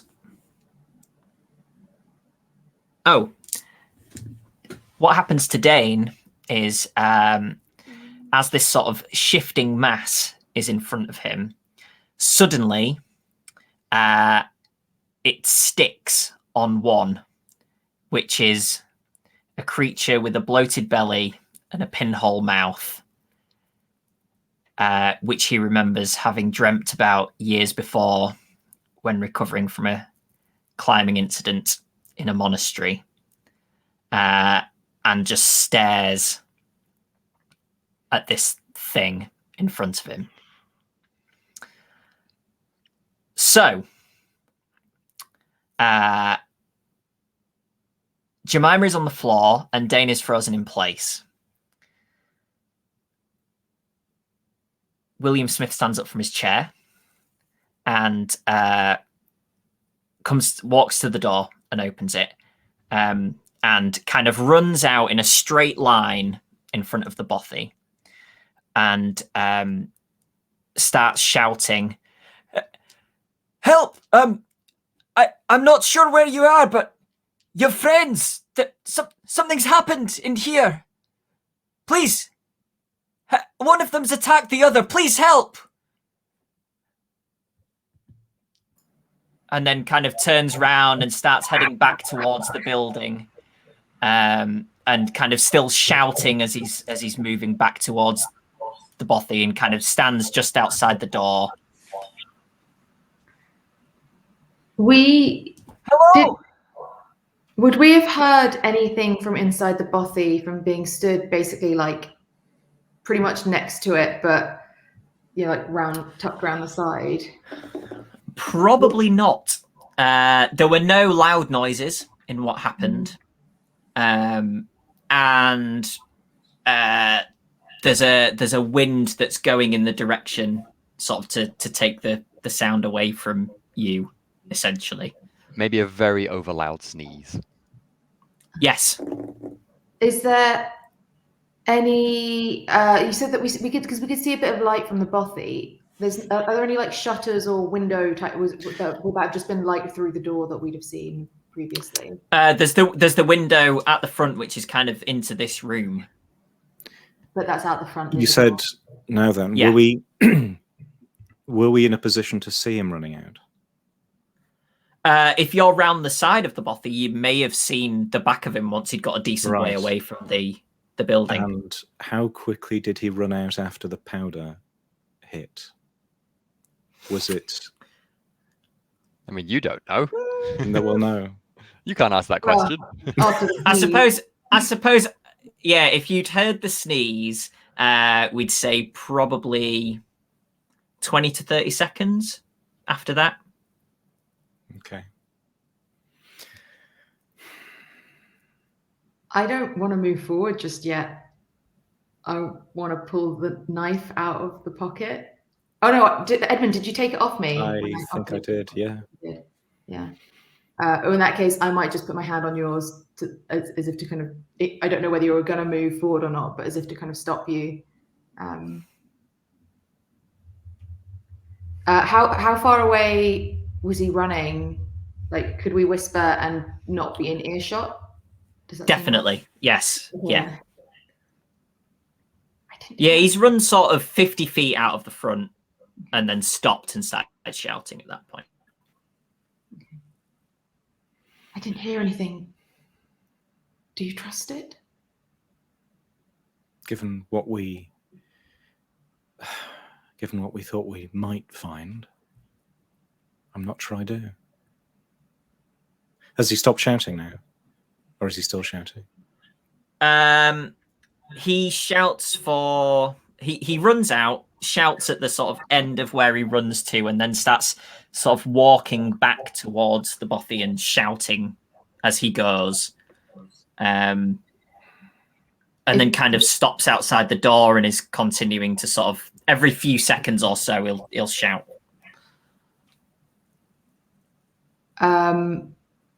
Okay, in that case, I will tighten my grip and look very concerned at Edmund. I don't know how I can possibly convey this without speaking it, but maybe just like a slight like head, like a sort of.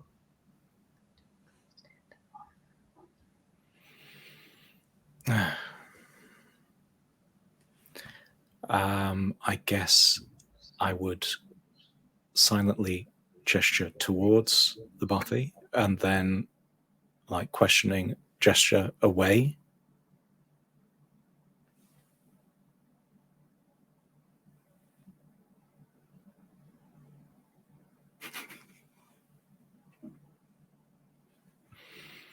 I don't know.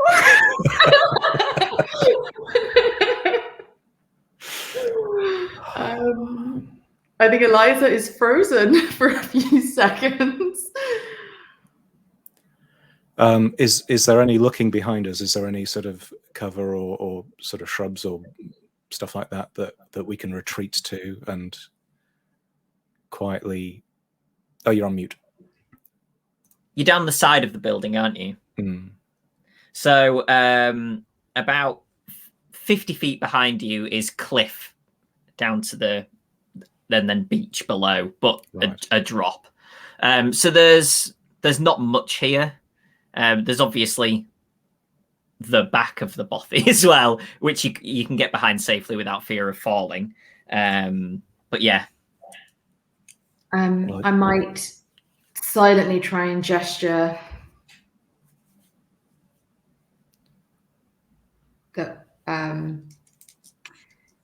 so that I go round the back of the bothy and gesturing that Edmund goes. So gesturing for Edmund to go like forward and for me to go around the back of the bothy. Okay.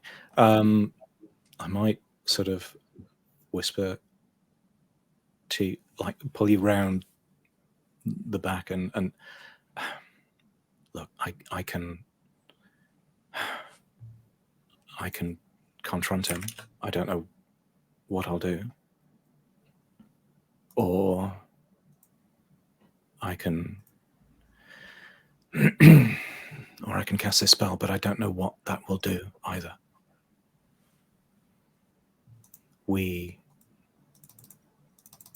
Perhaps they did attack each other, perhaps they didn't. I don't know. If someone had just gone mad and attacked someone in the bothy, you wouldn't go stand right by the entrance of it. No. You'd run as far away as you could. It must be him. We need that book, though.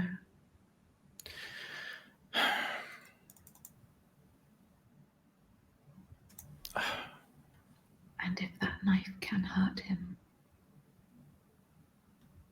maybe I can go for the book.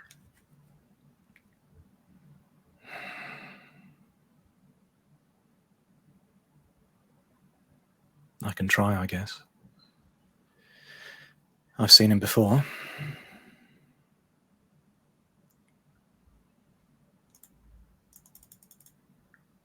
So sorry, Edmund.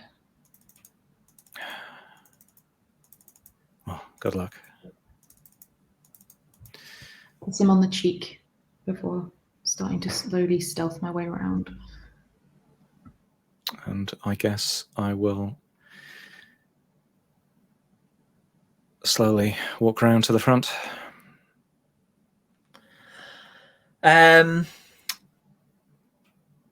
So he turns as you come around the front of the bothy and says, "Oh, thank goodness! Are you with the professor and the young man?"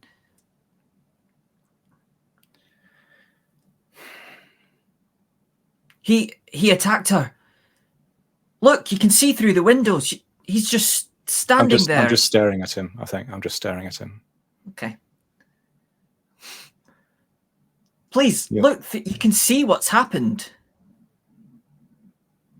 You're Mr. Smith, I take it.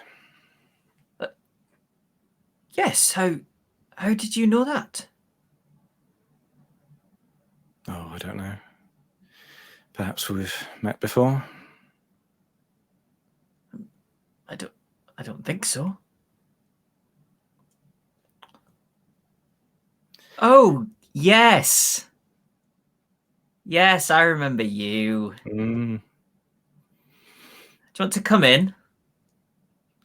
Are we going to have a chat? Probably best. You've done well, actually. Done very well. It doesn't really look like it. But, well, since I'm here. After you. Oh, of course. Very well. He wanders in and takes you into the room where you see Jemima lying on the floor, looking relatively unharmed, and Dane just staring in one direction, which is essentially towards where Jemima is. Possible. I mean, depending on how long that went on and whether they looked sufficiently distracted, I think Eliza was hoping to see if she could duck in, or at least like poke her head in to see if the book was visible. He was literally stood in the doorway. Oh, okay, so I know then. So, yeah. So I'm still outside. Cool. Okay. Well, yes. Very well. I don't know these two. Just friends we met on the way. You all like friends, don't you? It's a shame about what had to happen to your other friend. But, well, it was all taking a little too long for my liking, really. Had to hurry things along a little. Oh, you have a calendar to work to, do you? Well, for my own benefit. Between a point when you blink, your eyes close and reopen, and he's in the form of the ringmaster that you recognize from before. Nice trick.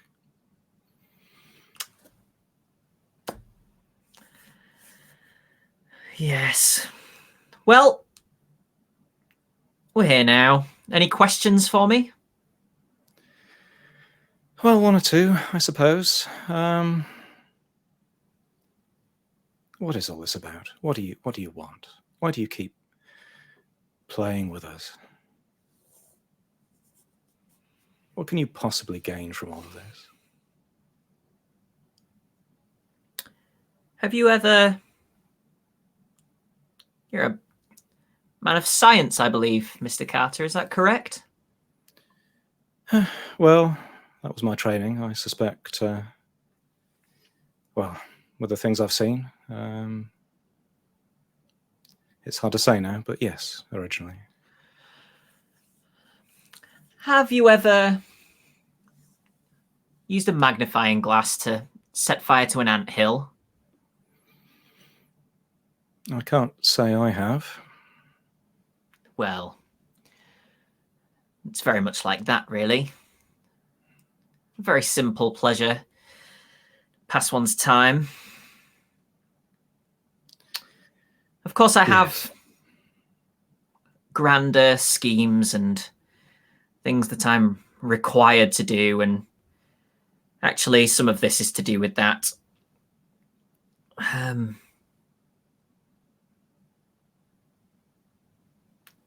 But yes. Do you want to invite Miss Smith in from outside?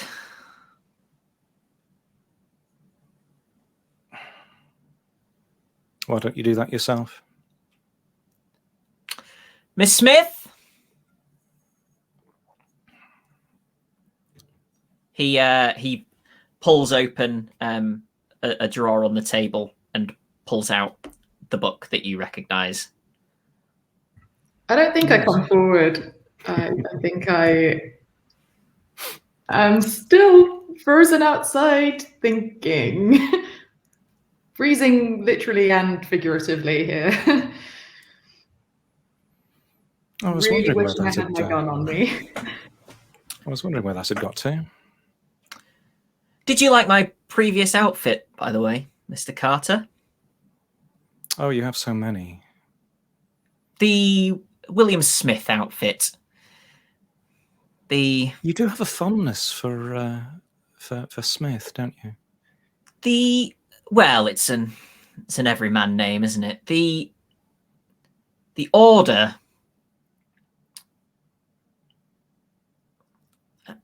Not as clever as they think they are. They've got some good ideas and they latch onto a couple of good things, but they don't seem to have noticed that he's been dead for 24 years.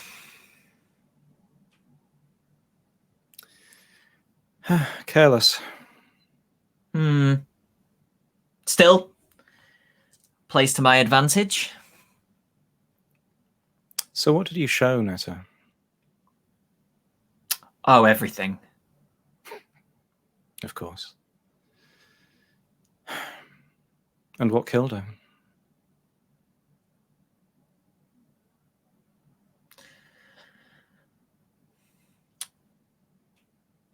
Sometimes, rarely, things don't go quite as I expect. And, well, she seemed to turn on me after that.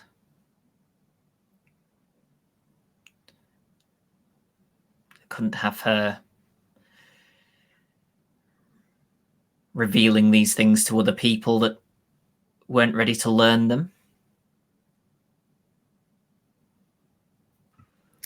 Can Eliza hear any of this now that the door's open and if you're standing right by the door, then yes. No, I'm not going to be like in the doorway or anything. No. You can make me a listen if you kind of part way along the building. Make a listen roll and see whether you can pick it out. That's a 30, which I think passes. Cool. Then yes. Yeah. You've managed to maybe not everything, but you've managed to pick out the main points of the conversation. Okay, I think at hearing word of the book, especially,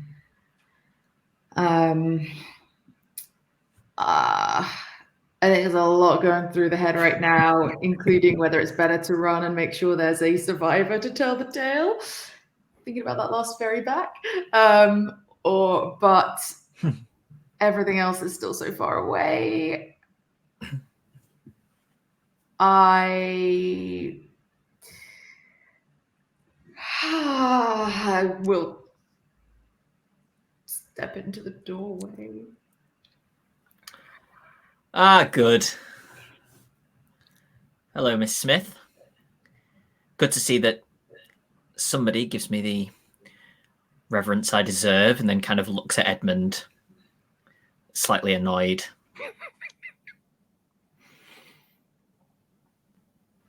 Are you all right, Edmund? Yeah, so far. You might want to check on our colleagues. I suspect. Did you? What did you do to them?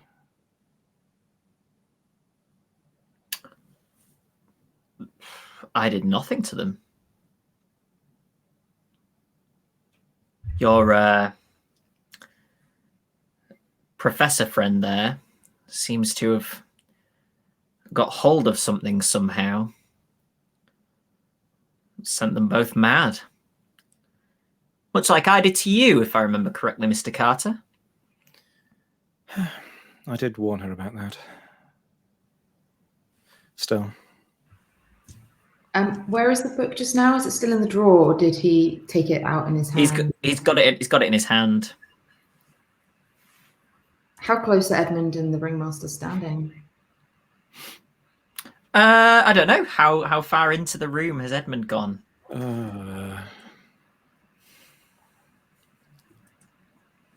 Not particularly far, I don't think. Okay. Yes, A good few feet, then. Yeah, I'm thinking about the knife, but I don't know what to do. Well, you said I should look at the colleagues. So is Dane is still standing, right? He's just staring. He is. Yeah, he's just staring straight ahead of him. I think I would try and grab Dane first and see if I can shake him sensible again in any way, or see if I can drag him out of the bothy if he will like walk. If I pull him, or let's have you make a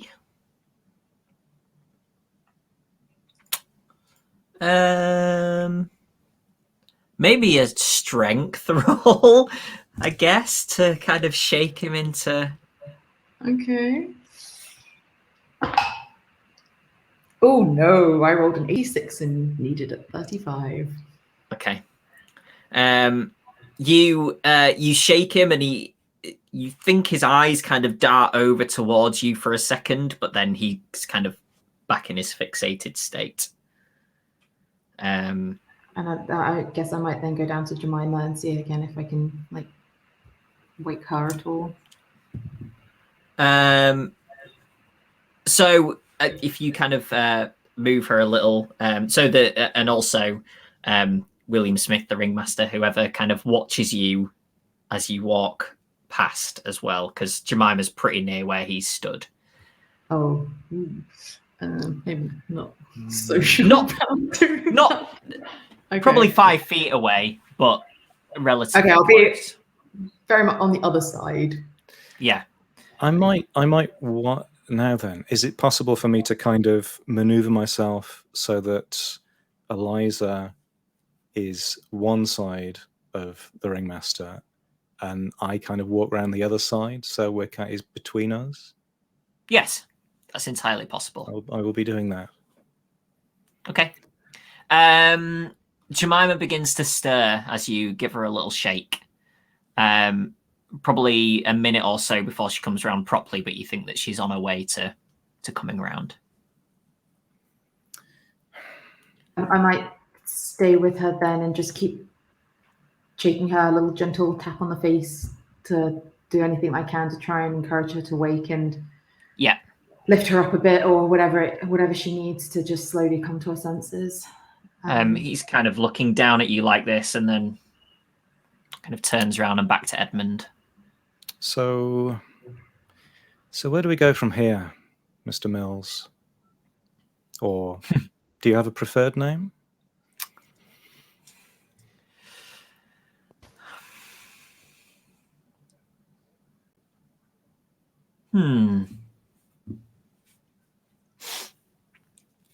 I'll come back to you on that one, I think. Where do we go from here?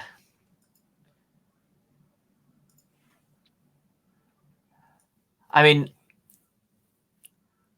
I would suggest that you get out any questions that you have now.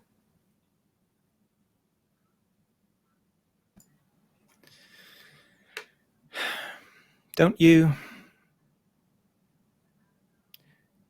If Azathoth wakes, doesn't that cause problems for you too?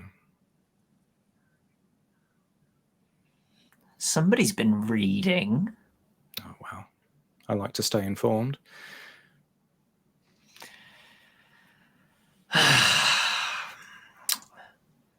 No, that would not cause a problem for me. I think you underestimate me, Mr. Carter. I am the crawling chaos. And if I choose to end all things, then they will end. Wouldn't that be overstepping your mark?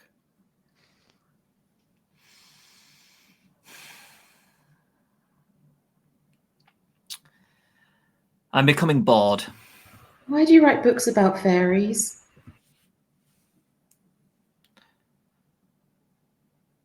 Oh, did you miss?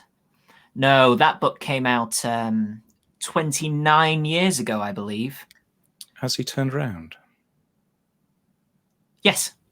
Can I stab him in the back with a knife? You can certainly have a go. If Jemima is... How conscious am I by this point? Has it Jemima is now relatively conscious. Okay. Jemima is going to start half-heartedly and not very well muttering the words that she knows of her death spell. Okay. But I guess depending on, it'll be post or during stab, but if there is any scope for grabbing that book in the confusion, that's the next thing on Eliza's mind. But Okay. we haven't. Edmund, why don't you roll, Steve, for Edmund? Combat. What do I roll? Melee, I presume. Where is it? Small knife. Have a look. I've got it here. Regular is... I've got it as 25, so it would be... I think it would be basically your unarmed combat. Okay. Well, I've got it as my Skill. fighting brawl stat, Skill. yeah. So I've got fighting brawl. Yeah, that's fine. Okay. I'm guessing yours is 25 too, because you probably want a level 2. I put a few points in you because of did? my slight Oh. background. Oh, 5. I put 5 points in. I rolled a 38, but I am going to spend some luck, I think. That's a good time to spend luck. Okay.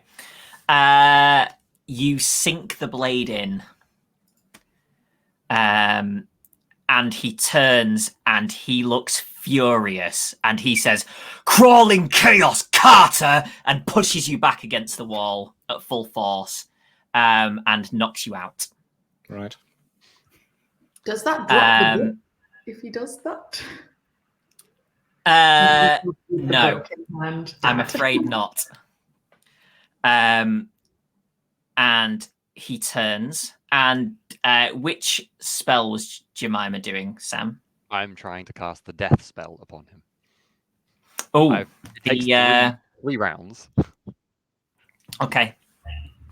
Escalating damage. And will potentially kill me. Dane also begins to snap out of his sort of trance-like state at this point as well. Eliza's eyes are on that book. I think, like, as soon as she saw the movement of Edmund going for the stab, she'd have been trying to jump up to make a desperate grab at it, even if it meant snatching it out of his hands. Okay. Yeah, you have a go at snatching. You feel it begin to give from his hand. He's probably, because he's pushed, he's probably not holding it particularly firmly. And then the grip tightens again. Is Dane doing anything, Matt, while this is going on, now that he's kind of come around? How sort of come around is he at this point? Is it just that he's not focused on one thing? You've kind of just gone, and this is now the tableau in front of him. Okay, so if he can see Eliza sort of making a play, and this is a hard question to answer. I think he understands what's going on. Is that fair to say, in terms of, we talked about the book, the need to get it? Okay. I think he's just going to throw himself at whatever he sees as the ringmaster in literally just like a shoulder barge. Like, that's it. That's all he's got. Okay. Yeah, he kind of shoves into the desk. The grip gives a little. Eliza feels the book come into her belonging. Jemima says the last word. This figure looks down. Eyes grow wide, and there is a swelling light that engulfs everything.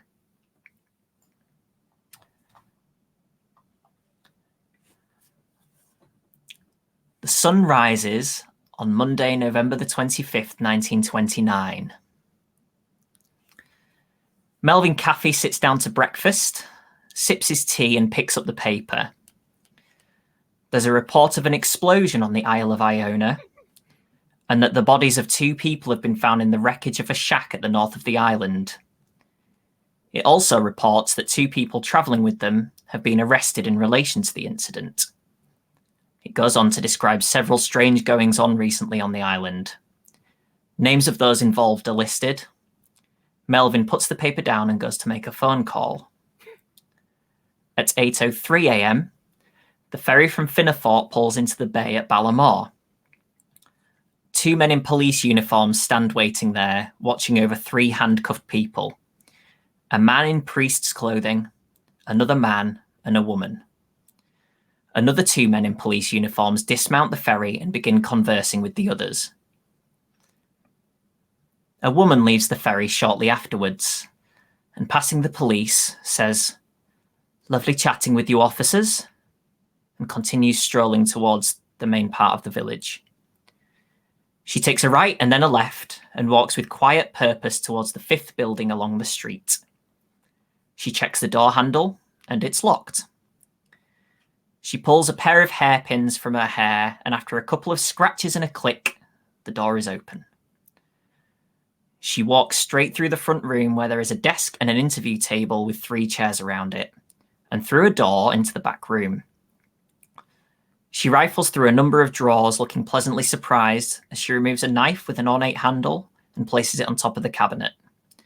She continues searching until eventually she pulls out a book and places both items in her bag.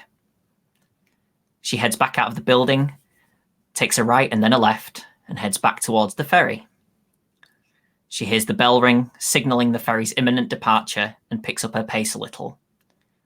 She manages to board just before it leaves, this time choosing to stay outside on the deck, having noticed that the 2 police officers are back on board along with the 3 prisoners. She changes her coat and puts on a hat and faces away from them towards the mainland, with the morning winter sunshine lighting the edges of a small smile. Finn.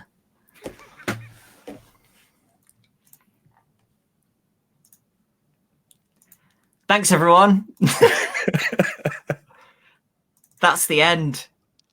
Oh my god! Wonderfully conclusive, and I love you. Which way does it go? Oh no! What the hell? Oh no! Did we even save the world? Who knows?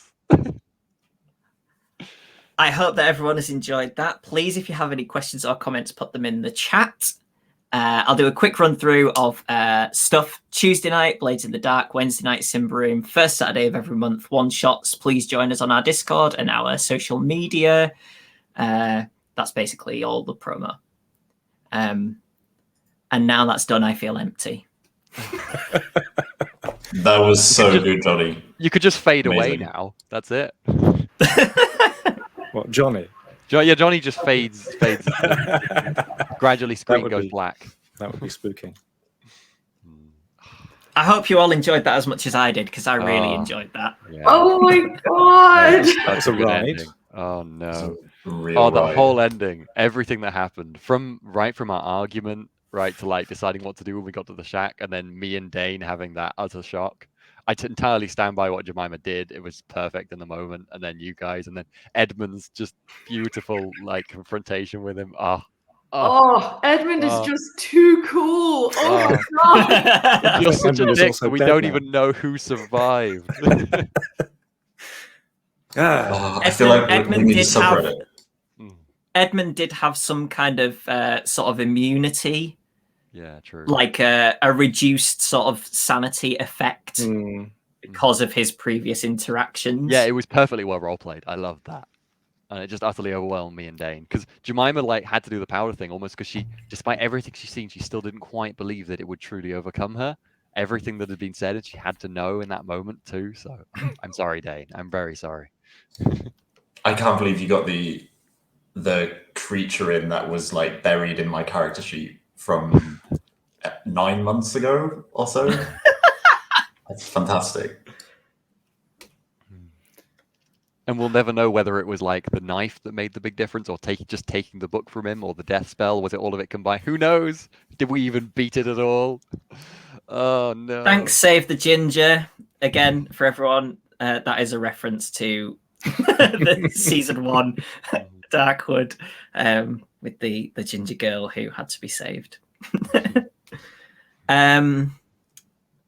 There doesn't seem to be any questions or comments in the chat. Are there any questions or comments from you? There's probably loads, but What the hell, Jonny? oh, do you want to know the real stuff from this one? Because obviously Yeah. they're all Oh based yeah, on real events.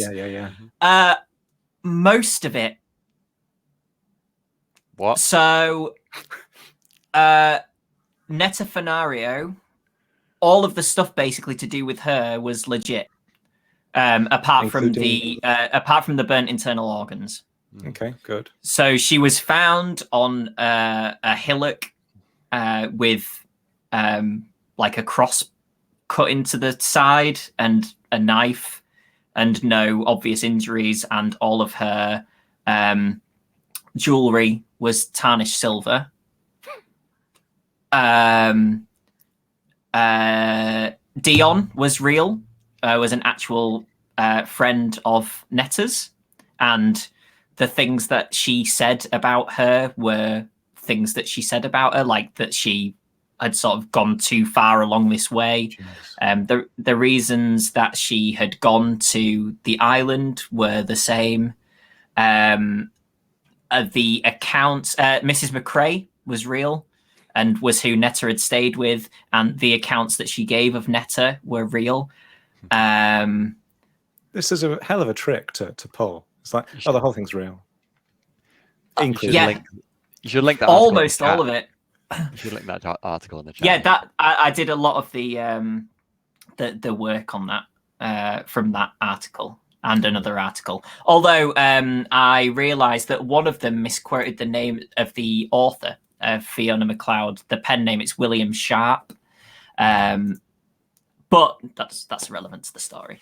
And having another Smith kind of made it better anyway. So the Fiona MacLeod Iona book is real, and that was why Netta went to the island, was because Fiona MacLeod had written about it. Oh my god! And about fairies there and stuff. That is absolutely wild.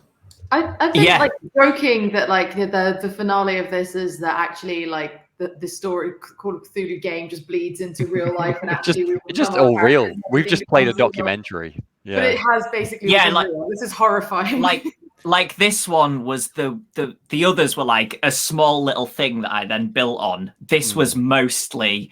I have to ask, what was the explosion? Was that real? Or was that? No. Okay. Oh, that would have been okay. That would have been something extra. I mean, I would have been extra freaked out if that was the case. Yes. I only found out today that William Sharp, aka Fiona MacLeod, was also a member of the Hermetic Order of the Golden Dawn. So Netta and Dion were, but also Fiona MacLeod was. So that's why William you Sharp. played him as that at the end of that session. Yeah. Oh, so perfect. Oh man. Yeah. Loads of it was real. Yeah, John's mentioned that you should probably mention that you're going to put these notes together. And yes. Yeah, I'm going to put my GM notes together, and there'll be a patron reward on our Patreon. So they'll be as is. I might do some annotations, or I'll be open to discussion with people. But they will literally be sort of. There'll be bits that didn't ever actually make it into the story, probably, and bits that changed. That you'll read the notes and be like, I suppose it's like listening to a band's demo of a song, and you go, oh, they didn't ever put that in, and they've added this bit. Fun of it's it. probably it's probably quite like that. I think actually session 7 ended up just having about 2 lines in it because it just ended up being the real-time session. And you can also compare, like in the previous one, where the first line of one of them, it was when Matt's character picked up the magic glass outside the building, and my first thing was like, when he goes inside, and he then stayed outside for 2 hours. So that was a fun one. So you'll see things like that. But yeah, in some ways, it made it harder to actually weave in some not real stuff because so much of it was real. I thought, loads of the work's done, but actually turning it and kind of meandering it in was a bit weird. The 2 other farmers were real as well, and they're actually the people who found her. Loads of it. Loads of it. Really so many weird. questions, but some of them will have to wait, I think. I have to ask though, this spell of mine, which I couldn't cast because it would have taken 5 minutes. Would it have been very bad or just quite bad? So there's no actual description for the spell, annoyingly. Right. So what I decided was going to happen was that some creature that I don't really know what the Water of Knowledge is. I was going to basically have you become possessed by that creature, but it would be somebody who didn't like Nyarlathotep. That would have been interesting. I said who it was. Oh no. If only I hadn't taken that knife. So there'd have been something there, but Edmund may not have come out of it. No, I was kind of I had in my head the mind control thing. I suspected that might be one of the outcomes. Yeah, that's what I thought might happen as well. But I mean, like having not played Call of Cthulhu before, and before these games, and not being like having not gone away and read up on like all the mythology and stuff, how absolutely batshit insane was what we just did. Yes, Night Bites. Neil Arthur Tett. Nice. It was probably batshit, but also if you read the stories, like they're just normal people that are in the stories anyway.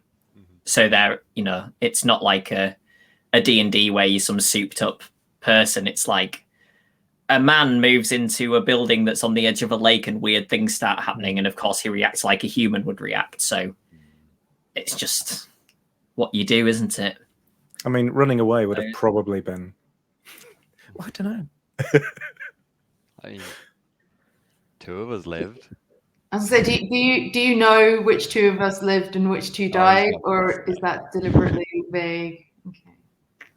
I feel like maybe Jemima and Edmund are still alive. Oh no, not. I were grappling with the ringmaster. I reckon we got blown up with him. Oh no, that's terrible because Jemima loses like all of her sanity by Oh no. casting that. So she's done. You froze as well? Oh yeah. Well, it's like yeah, she is. I rolled the dice and she lost like 35 sanity for casting that Oh, spell. jeez. It's stupid sanity. But it's a good spell. I suspect it did something useful, but that's the reason she hasn't cast it yet. It will have annoyed him. Yeah. I did enjoy annoying. That was perfect. When he said he was bored, we were all just like, yes! I just loved it because it really captured how it was almost like nihilistic to an extent. Like, I don't know, I can't speak for you, Steve, in terms of how you played it, but it felt watching it like Edmund was just like fuck it, I might as well just ask some questions, and like he's just interested in what's going on. So, but he's almost just resigned to whatever's going to happen is going to happen. Pretty much. It was so perfect. The moment when you were just like, made the point to greet him, where he was like, no, come on, I know you are. All of that was ace. Really, really nicely done. I loved our little breakdown moment as well, when we just had an argument like earlier on in the session. And me and Liza just broke. That was the perfect tense moment situation. I really enjoyed that. Oh, it's a perfect setup. Yeah. Hell of a ride. Yeah, it was. The player's mistake was not throwing dynamite through the window. Thanks, 42, Yeah. 42. Yes, that'd have done it. Although, same end result, probably. I could have just cut to the end. We didn't even discuss setting anything on fire this time. From John, when did the cast start to suspect who the big bad was? For me, it was when so this was dating back to Fingask and the description of the hair as a trickster and the shifting forms. But I think it was a mention of trickster. For me, that was like, okay. You're quite up on your mythos knowledge, I aren't am. you, Steve? Yeah. So yeah, you had an advantage there. Yes, and it's kind of really hard kind of trying to play against that and not say the N word and not so hopefully I kind of stayed on the the straight and narrow there and didn't. I think you did, yeah. Yeah, you did. Yeah.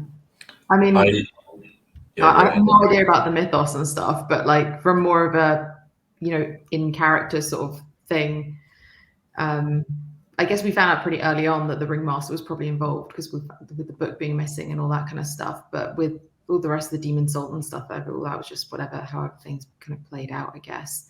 But yeah, just not knowing who to trust and everything. Like, I mean, right up until the last moment, it was like, is this William Smith character on the level or not? Straight up 50-50. Yeah. I think for Dane, he never. It's just probably obvious when you watch it. I don't think he ever really got it, but it was the incident. It was the understanding that people were able to turn and do what the Reverend had done that kind of focused his mind a little bit. But as a player, I'm not well read around the mythos sufficiently to kind of have got to any conclusions myself. Really, Yeah. so yeah. Same here. I don't know any Lovecraft really, so I didn't know at all. I think as you said, Steve, it probably was an advantage for the rest of us that we really don't know much. I suspect we were all kind of avoiding knowing more during this. I mean, it helps from our perspective as characters, yeah. Or certainly characters. So nothing more than as a I didn't even know it was Nyarlathotep until we mentioned the word at the end, then, because I don't know any mythos. Can I ask what everybody's favourite bit has been out of any of it? If you've got a particular moment that you really enjoyed, and then I'll let you all go to bed. Yeah, there's so much. Everything, the voices, there are so many nice characters that crop up that just sort of throw everything into relief. It's not. There's sort of something to play for almost if you. Yeah. For me, I know this is just placing it in this session because everything's at a crux, but everything was at a crux for this session, so it was the most exciting and everything came to a head. Moment when William Smith turned and admitted that he was the ringmaster to Edmund. That moment was the best moment of the entire campaign, just to witness, because that's when everything we built up to just switched, and we knew that we're in it and we know what's going on, and this is the thing. that was And like it was perfect at being Edmund, I think, as well. Like, because obviously the two of you wouldn't have known him. Dane and Jemima wouldn't have known him. Eliza would have freaked the fuck out. Like, she would have been, it would have just been a babbling mess in response. But like your reaction, like the way you got it out of him, Steve, and everything, like was just it was beautiful. It really was great. I totally agree. just to not respond, just to hold back and just be like, no, you're gonna say it. I mean, some of that is just because I don't know what the hell to say. But in this instance, but that's what Edmund would be like too. It's partly him being stubborn, and partly him just being like, yeah. Oh god, it's very hard to pick because it's 48 hours or so of Jesus, of play, right? So yeah, I think if I was to rewatch it, I'm sure there'd be moments where I would remember how I felt and think that that was awesome, but it's just really, really hard to pick.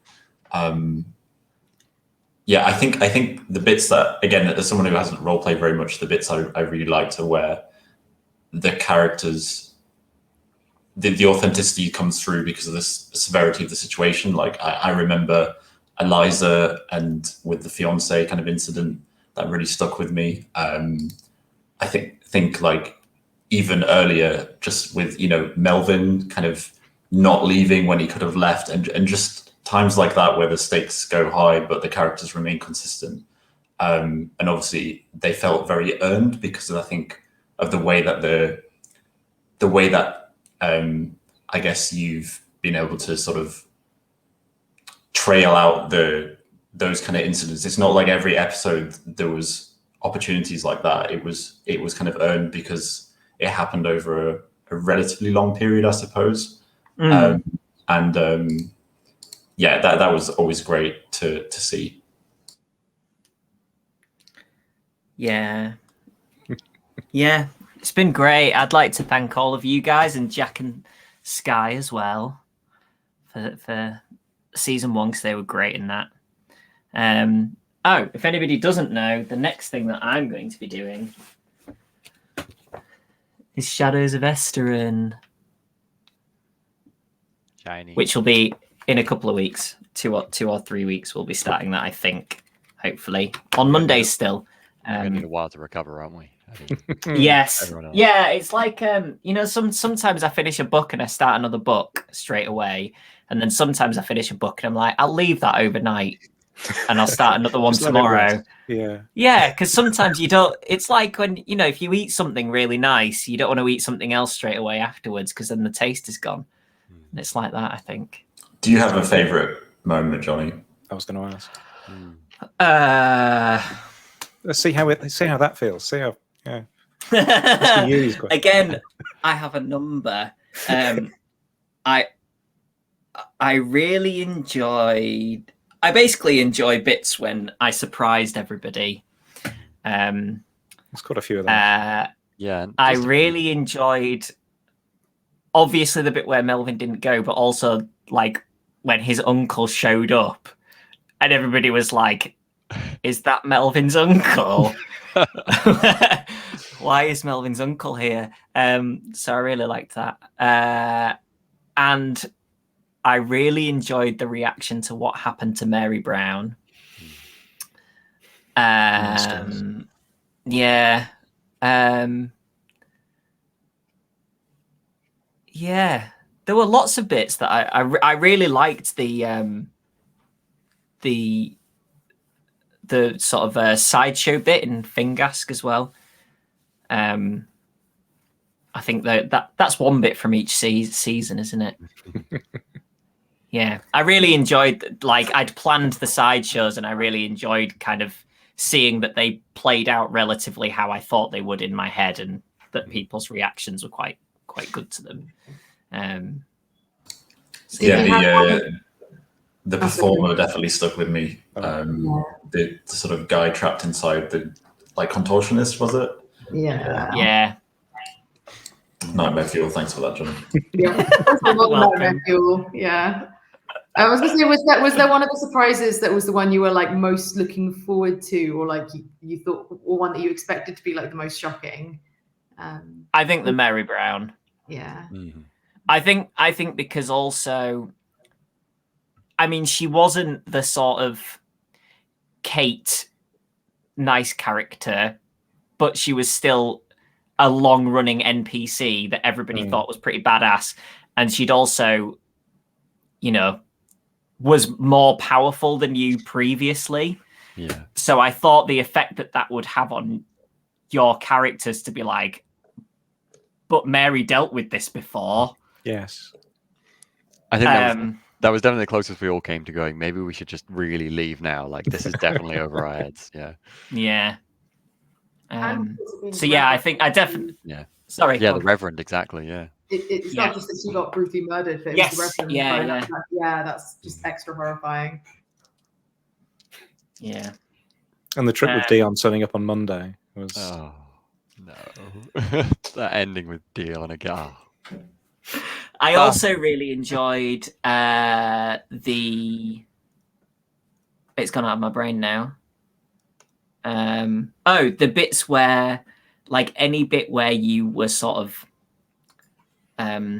not trusting of each other or of NPCs. Like, the whole first season was like you basically thinking that John Moore was the bad guy. And he was like one of two people that were actually trying to help you. And then this bit in this session where Dion just telling you to keep an eye on each other made you all be like, that was great. I didn't think it would have quite that much of an effect, and I really enjoyed it. And then I loved in the middle one as well. We can't forget the moment when we all thought that Matthew was playing Samuel potentially as a bad guy. Oh yes, like a plant. Like I'd got him involved in. Yeah, yeah. Happy days. Happy days. But I'm sad it's all over. Maybe in a mental asylum, probably. Well, I think that there needs to be a shout out for the Discord in case anyone watching wants to fan theory around this or discuss it. Yeah, I can imagine. Oh yeah, we could have a a spoiler, like a spoiler protected thread. Yeah, that's a good idea. Yeah, more than happy to have that. Because there might be some stuff that in my head is the case that hasn't come out in words. So I'm more than happy to discuss and see if there's anything that. It's all meant to be a bit ambiguous anyway by the whole design, and always any Lovecraft stuff is, isn't it? It's never going to be. Yeah, but there may be some stuff that's like in the middle, like not to do with the ending. That in my head is like, yes, that was that, but I haven't made that come out clearly. But yeah, come chat to us on the Discord about it, please. There's a link below the video. Oh, and it's just been put in the chat. And that's it for Call of Cthulhu for now. Oh, I just want to say again, Jonny, amazing job. That was such a good ending, and everything absolutely else. fantastic. Thank you. Yeah, really Thank you. And we'll be back in 2 or 3 weeks with Shadows of Esterin, and that'll be cool. Dark, low fantasy. So, and there's a small underlying thing of folk horror because it's a game that I'm running. So obviously, there's. I mean, Call of Cthulhu, Honey Heist, Shadows of Esterin, all common, all a kid. Thread. Yeah, cool. Let's go to bed. Thank you to all of you players and watchers and John for stream managing wonderfully and doing all the character art. And amazing stuff. Matt stream managed the first arc, so thanks, Matt, as well. And we'll see you in a couple of weeks, hopefully, for Shadows. Bye. Goodbye. Bye-bye. Sleep well.